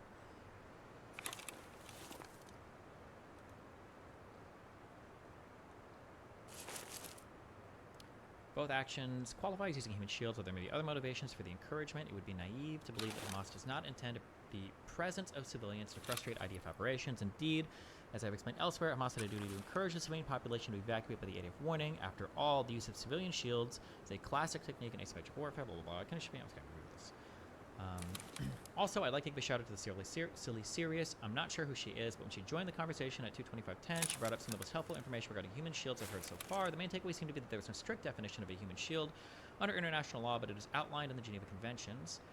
Precaution against the effects of attacks. The parties to the conflict shall, to the maximum extent feasible, without we've already, I think we literally copy-pasted this whole thing. She mentions the Geneva Convention 3, Article 23, and Geneva Convention 4, Article 28. We've got this. Yeah. Here's another hopefully helpful / relevant link. Location of military objectives outside densely populated areas. Rule 23. Each party to the conflict must, to the extent feasible, avoid locating military objectives within or near densely populated areas. Customary Rule 23. State practice establishes this norm. This rule is a norm of customary international law applicable in international and arguably also in non-international armed conflicts. This rule is an application of the principle of distinction, see Rules 1 and 7, but it is also related to the prohibition of human shields, see Rule 97, as everything feasible must be done to separate military objectives from the civilian population, but in no event may civilians be used to shield military objectives. Should we throw this under here?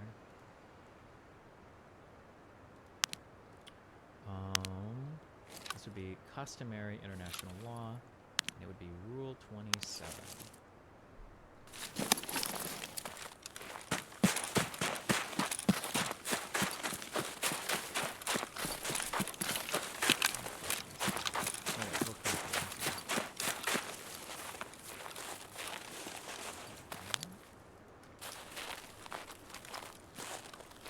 Rule 23.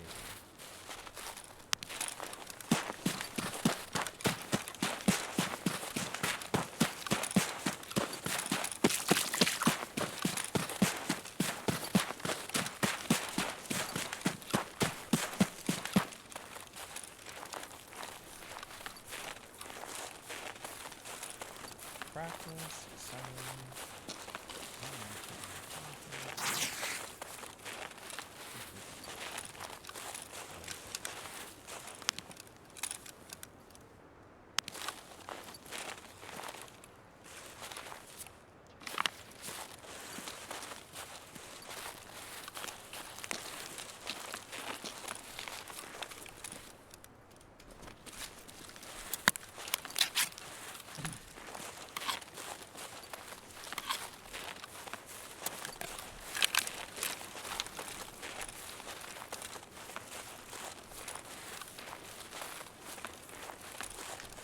State practice establishes this rule as under customary international law, applicable in international, arguably also non-international conflicts. This rule is an application of the principle of distinction. It is also related to the prohibition of human shields. Everything feasible must be done to separate military objectives from the civilian population, but in no event may civilians be used to shield military objectives. International armed conflicts. The duty of each party to conflict to avoid locating military objectives within or near densely populated areas is set forth in Article 58B of Additional Protocol 1. With no reservations relevant to this rule have been made. It was also contained in the Israel-Lebanon ceasefire understanding of 1996. A large number of military manuals include this obligation. It's also supported by official statements and reported practice. This practice includes states United States not one at a time party to Additional Protocol 1.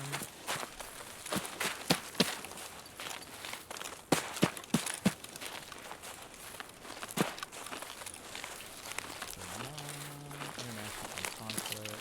It's going to be all the same.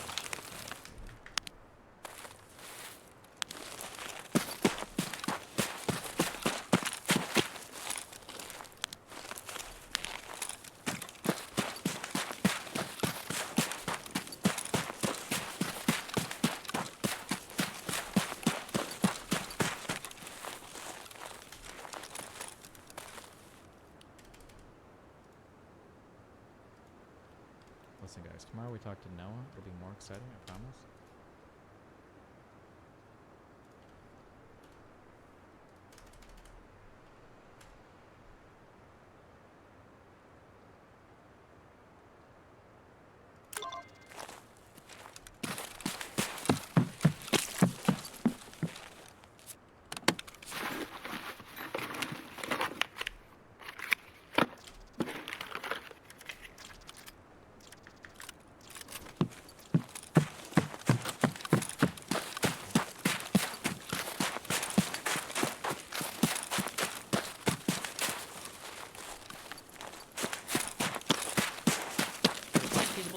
Cover Hamas from operating in civilian areas, seeing as they would be completely outmatched if they weren't afforded this option. Does Hamas surely getting completely obliterated by Israel when operating out of rural areas kind of unfeasible, therefore defensible under the protection of the sheriff? I'm not sure how helpful any of this is.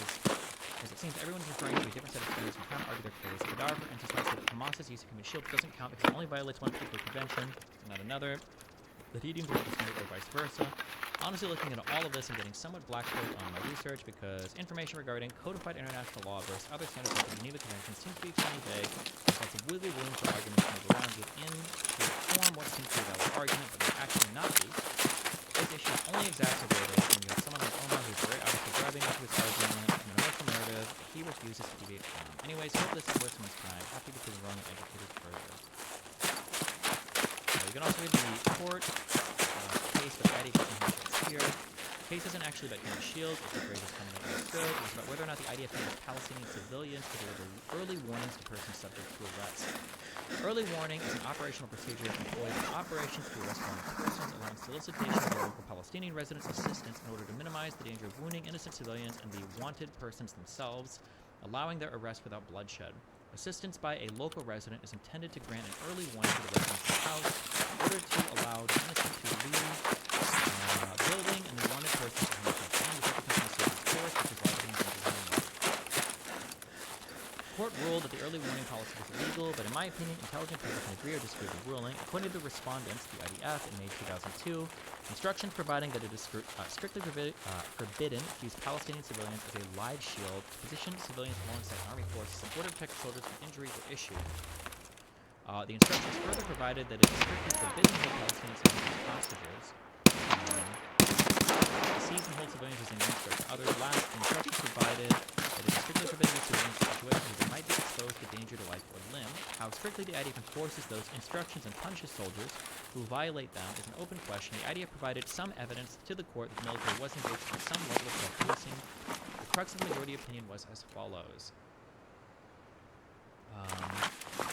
First, basic principle which passes as a common thread running through all of the law in belligerent occupation is the prohibition of use of protected residents as a part of the war effort of the occupying army. Second, an additional principle of the humanitarian law is that all is to be done to separate between civilian population and military activity. Third, in light of the inequality between the occupying force and the local resident, it is not to be expected that the local resident will reject the request that he relay a warning to the person whom the army wishes to arrest.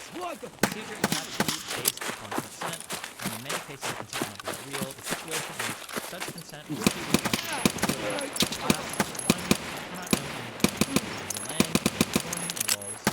danger to local residents who relate. That's a fairly comprehensive argument. Here he is, that dangerous terrorist whose hands have become covered with blood and his plans are over. Terrorists are hiding out his house, and the order is after him alive or dead. That order is uncontroversial, and the question is merely what shall be done and what shall not be done for his order. Suddenly, the father of the family living in the house appears on the scene. The father previously gone to the store to buy food for his family, and now returns to his house, which is surrounded by army personnel. And in the house are his wife and his children. The startled and fearful father hears whatever he hears from the army personnel, and he immediately agrees to the army's offer. It might even be his own request that he call his family to leave the house and all according to the written procedure. Yet here we forbid the army from allowing the father to do so to protect his family. Indeed, it is not so in every case, however such a case or a similar case can occur. This is kind of the Israeli soldiers commandeer Palestinian for protection.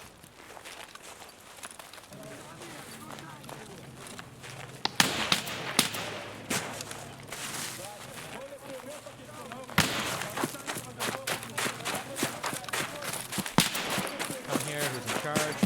I am. Place the car over here, take his key.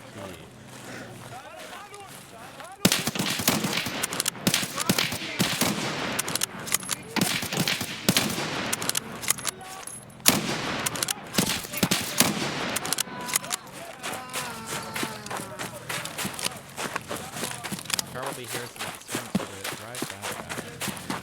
Is it a human shield, or is it a violation of international law to commandeer a civilian thing for? I have no idea what the answer is.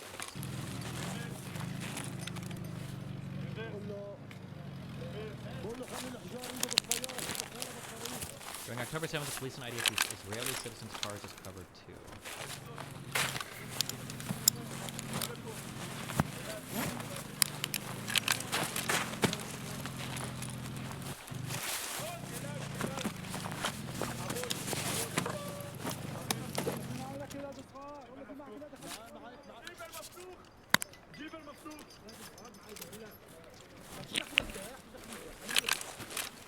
Bro, you're gonna jack my car?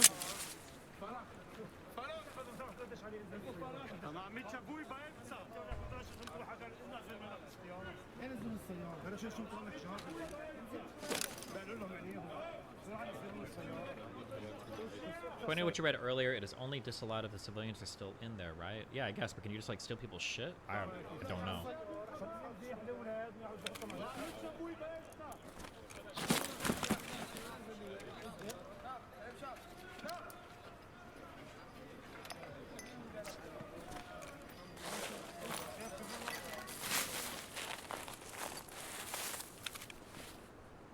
Let's see what that's one.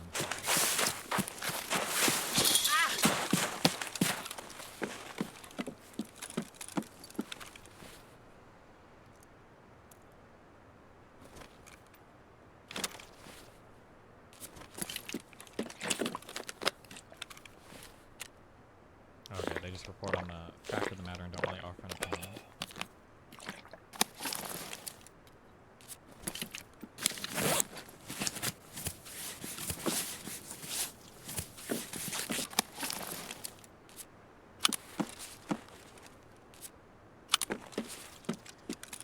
Widening. Destiny, I think the takeaway is that you can colloquially call putting military objectives near civilians human shields, but no official source uses that word to describe that. So Amnesty is technically correct that there's no evidence of human shields. The operative word in ICRC Rule 97 is used as an actively moving or civilians or holding civilians at military objectives. Don't know if I agree with that assessment. Which rules do we have here? Control F.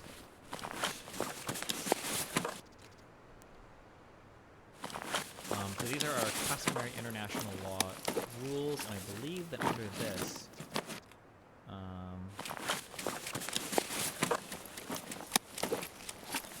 this is for, to be fair, this is international, the International Committee of the Red Cross's customary rules. But they say that it can be concluded that the use of human shields requires an intentional co-location of military objectives and civilians or persons forced to combat with the specific intent of trying to prevent the targeting of those military objectives. I think generally the examples given are that you move civilians to the area and you force them to stay there, but I don't think that is necessarily a requirement.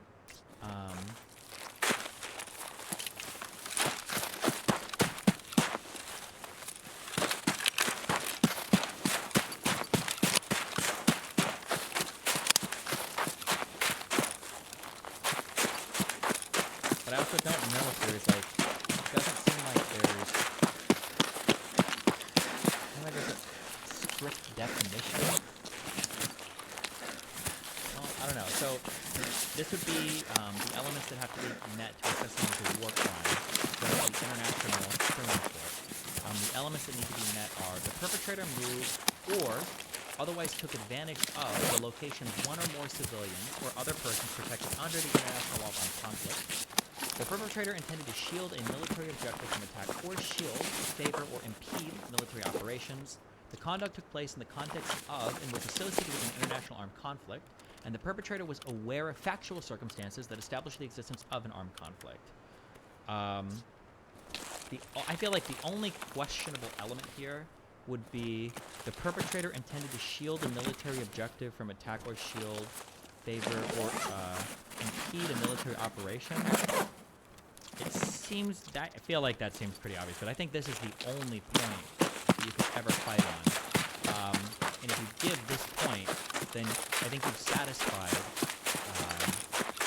so the Article 8, subsection 2B23, which is the war crime of using protected persons as shields.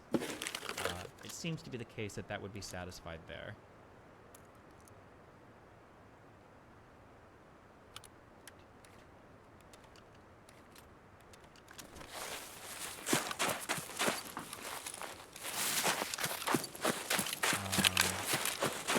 Article 8 of the Rome Statute, without getting the element requirement, just says, other serious violations of laws and customs applicable in international armed conflict with the established frameworks of international law, namely any of the following acts, and then subsection 23 says, utilizing the presence of a civilian or other protected person to render certain points areas or military forces immune to military operations. It would consider this a war crime. And then, yeah, under the elements of crime, it talks about using a person as a shield. So I feel like it's pretty easy to get there by the evidence even granted by the Amnesty International report. Hi. Oh, hi. What's up? I need you to look at the Sri Lanka case because the whole point is that the definition, right, which is empty in terms of substance, that is to say that human shields are only understood through their prohibition. If they're understood through their prohibition, that means that a human shield is interlinked with an enemy's intent. But in the case of proximate human shields, intent is necessarily absent, which brings into question whether or not proximate shields even exist under the prohibition of human shields. Yeah, but then when you look at other elements of a military, so for instance, if it is the case that Hamas is preventing citizens from leaving, it's not just a proximate human shield that happens to be there. Like, we've established the intent to keep them there, unless we also think that Hamas is keeping them there because they're worried that they'll get injured if they move. I guess we have evidence for that. No, but I'm saying, are you saying, so like for instance, let's say Jabalia refugee camp, right? Let's say that there are people who are staying there. Some of them are forced to stay there because Hamas says, do not leave. Like, we're keeping you here to protect this building. Yeah. But there are other people who just can't leave and they're living their life. Okay. And they're not being forced to stay. They could get up and leave if illness or infirmity weren't stopping them from doing so. Okay. Or just they choose not to leave. Are they human shields when there is no intent to keep those people there? Are they human shields? I don't know if, for a strict reading of international law, I don't know if we ever define somebody as a human shield or if it's just a There function. is no definition. It's just a prohibition. Wait. Hold on, wait. You're asking a fundamentally separate question. You're asking fundamentally a question of like who in there is a human shield. But the question I'm asking, or the question that's being asked here, is Hamas using human shields? Are they committing the war crime as laid out in the Rome Statute? And some people in the building could be voluntary human shields because they want to stay there. Some could be involuntary human shields. Hamas is forcing them to stay there. Or other people could not leave for a variety of reasons. Maybe they don't necessarily support Hamas. Maybe they just don't want to leave. Maybe they think Israel will kill them anyway, right? But the question isn't, is every single individual there a human shield? The question is Hamas satisfying the elements of this particular crime as defined in the Rome Statute? That's the question. Not of every single person. So then, I think, yeah. No, okay, that makes a lot of sense. I understand that now. My question then would be, in the case of like Mosul, how do you determine, are you just saying that ISIS goes into Mosul and is using the entire citizenship of Mosul as a human shield? I don't know enough about how ISIS fought in Mosul to say if that's the case or not. Like, did they prevent people from leaving? Were they intentionally locating themselves in like highly populated parts of cities? Were they like fighting from hospitals? Like, if that's the case, okay, so yeah, then you would say like, yeah, they were. Hamas was in Jabalia, right? But they didn't prevent anyone from leaving. But they went to Jabalia knowing that that would put citizens in, like, that they would be somewhat shielded by citizens. Are they now using human shields simply Yes. because human shields are near where they are? Absolutely, Okay. yes. Yeah. So how do you limit proximity? Like, what space count? Like, how close do you have to be to a military asset? Well, according to international law, apparently you have an affirmative duty to try to limit that as a defender, right? You have some duty to your Article population. 58, yeah. Yeah. You have an affirmative duty to try to minimize their death. Now, obviously, in all cases, that won't be possible. But like, if you're literally running to high population areas, you've clearly failed in that affirmative duty, right? But that's why I'm interested, right, in Sri Lanka, even though I shall learn more about it too, to let you know. But Okay. like, the United Nations panel found that the passive precautions were not met. So in terms of like making sure that Article 58 and stuff, like all of that wasn't met in terms of protecting civilians. But there was no case found for human shields and the use of human shields. Correct, because I think these are two different things. I'm not actually sure if it's a war crime. I don't know if it's a war crime to fail to protect your population. Is it? I know that it's on internet. I'm talking about Article 58, which is the responsibility. Hang on, let me just type Sure. 58 in But here. Article 58 might be which do you know which Geneva Convention this is? I'm trying to find it. I'm guessing it's probably Geneva Convention 4. Probably. Article 58. Oh my gosh, I was just reading about this. Let me try here. Nope, not this. Ah, here we go. Precautions against the effects of attack require that parties shall, to the extent feasible, endeavour to remove the civilian population, Wait, individual which civilians. Which Geneva Convention is this? Sorry. Oh yeah, that's what you asked me. Just article. It's probably additional protocol 1.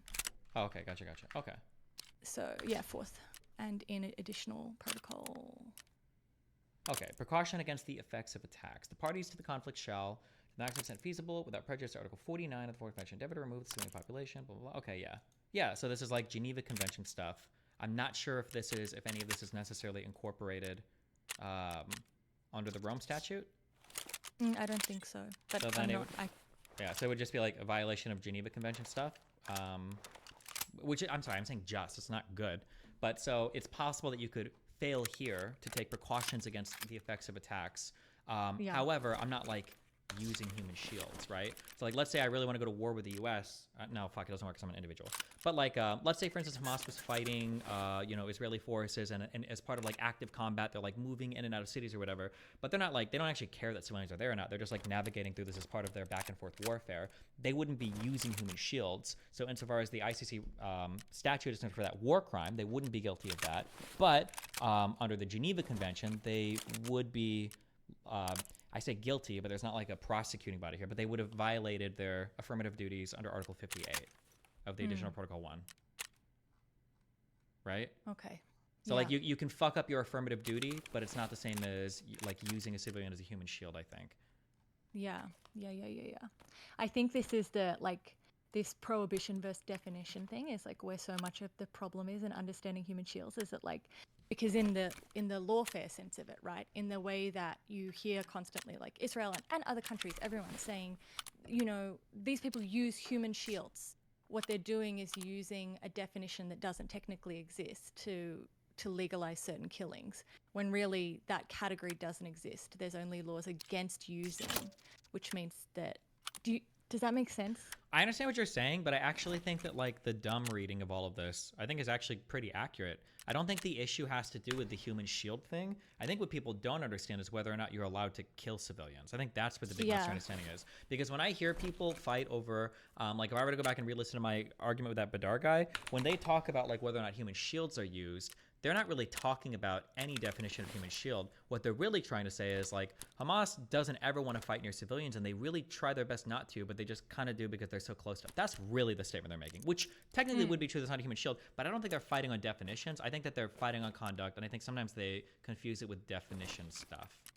So that's interesting because basically you could be saying, look, in increasingly modern warfare, which is highly urbanized, like this new kind of warfare, human shields are kind of a de facto reality.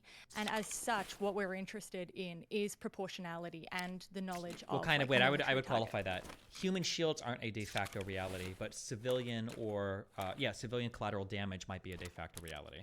But the human shield requires kind of like an intent from the party defending, I guess, right? Yeah. In which case, this idea of proximate human shields. Oh, see, okay.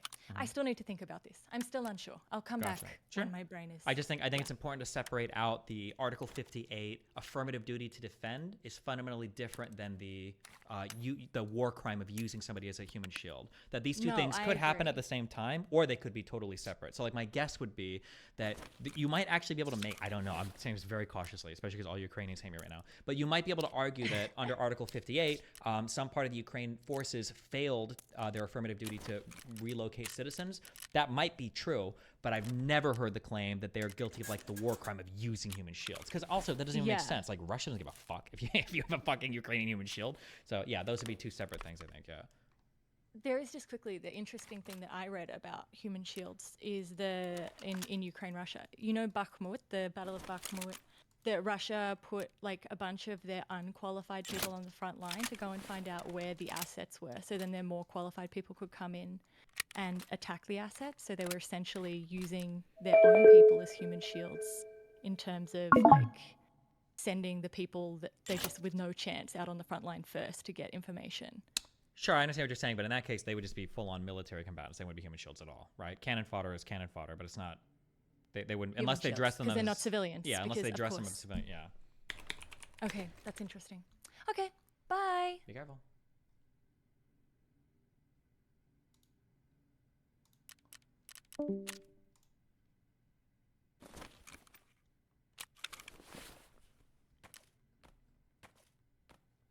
Okay, I feel like I have a much better understanding of this nowadays. Jesus, on all this, and for what international shit even applies, which is nice too. But okay.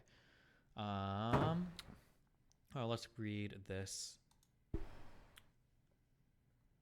Widening Mideast crisis. Biden imposes sanctions on Israeli settlers over West Bank violence. This was posted today. If you're listening to Oceans Too Deep, my mood is just like Here's what we pretty know. relevant President Biden's to executive what's order going appeared to be on. aimed So in part at Arab American voters who are Things furious with annoy his me or not. administration's backing of Israel in the war in Gaza. Private clinic. Biden imposed sanctions on Israeli settlers accused of attacking Palestinians in the West Bank. Differences among hostages' families complicate Netanyahu's calculus. Iran has slowed down production of enriched uranium. A UN official says, "Oh, this is like a summary of stories from whatever." Israel released over 100 detainees back to Gaza, with many showing signs of abuse. A Palestinian official says. UN officials say defunding UN RWA would worsen the crisis for civilians in Gaza, and a U.S. strike takes out a Houthi surface-to-air missile. Damn, Houthis are going to start hitting planes. Bro, how much mileage are you going to get out of this picture? Oh, it's like all part of the same, like, conjunction of articles, maybe? Or, I don't know. Never mind. Don't care. President Biden on Thursday ordered broad financial and travel sanctions on Israeli settlers accused of violent attacks on Palestinians in the West Bank, a gesture aimed in part at Arab American voters in the United States who are furious with the president's backing of Israel's war in Gaza. Mr. Biden authorized...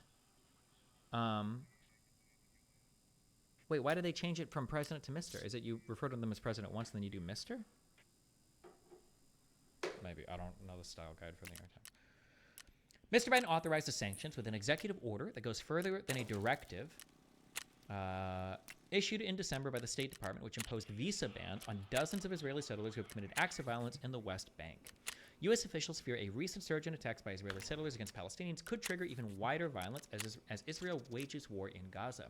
Biden administration officials said 4 people will be sanctioned Thursday under the new authority, which cuts them off from the American financial system, along with any assets or property in the United States, and prevents them from traveling to the United States. They said more people will be sanctioned in the future. Damn.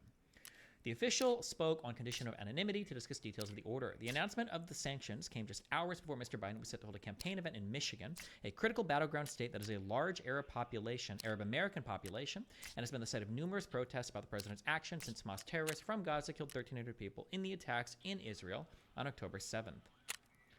Okay, wait, how many people were actually killed? How many people killed October? I feel like I hear different numbers of this all the time. It was 1,400, then it was 1,200, now it's 1,300.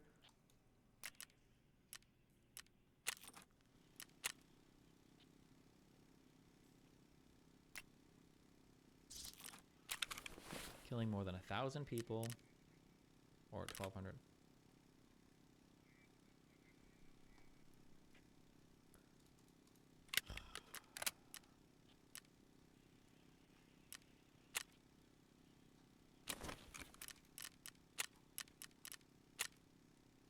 Over 100 people in Gaza have been killed.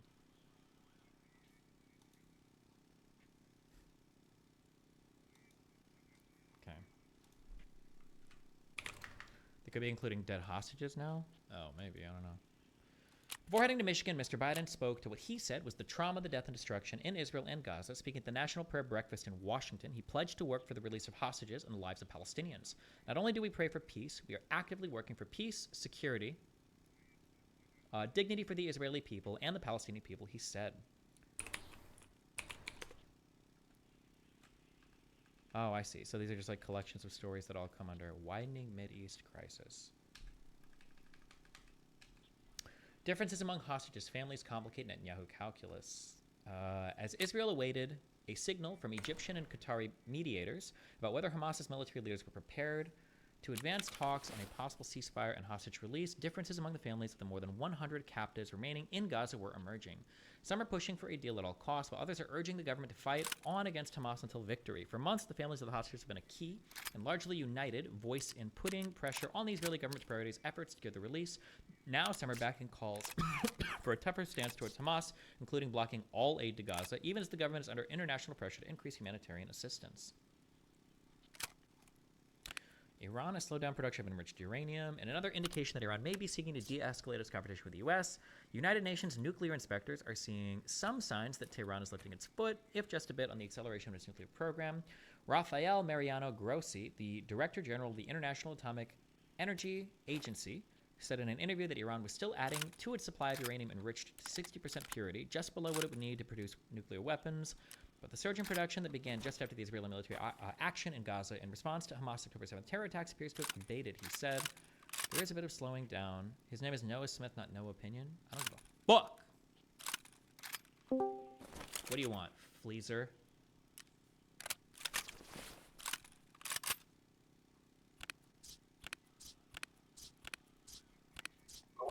Sorry about that. Had to mute the stream.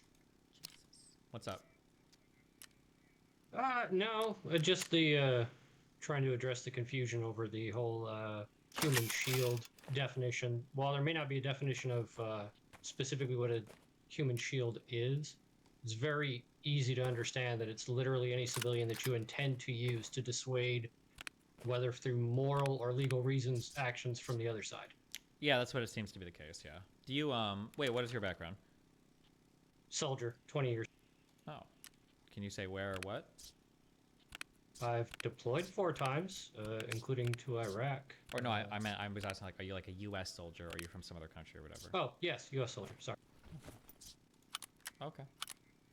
Well, anything else? And as far as, I think it was on the Houthi debate about whether or not we had any reason to be there in the first place, a couple days ago. Like, it's a fucking nonsense argument. Like, any reason to be where? The Houthis launching fucking missiles at ships. Oh, yeah, of course. I would say, obviously, we have a reason to, yeah, of course. And someone addressed during that about whether or not we should be there, why we don't protect every ship. Well, we only have a legal obligation to protect U.S. flagged ships. And at our convenience, we choose to protect others that cooperate with us. I.e., they wait for convoy times, etc. And then they actually travel with us rather than doing their own thing and becoming vulnerable to attack. So the ones that get attacked are the individual ships that choose not to attend the convoys. Well, that's their own fucking choice. Okay, makes sense. Yeah. All right. So they, by their own action, they render themselves vulnerable. So, oh well. Sure. Yeah. Anything else? Nope. Okay. Well, love you, buddy. Be careful.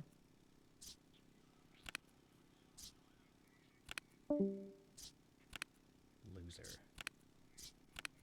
Jarhead. Got him.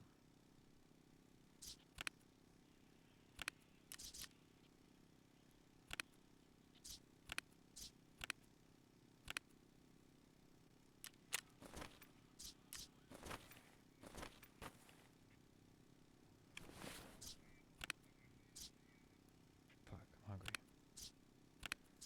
Okay,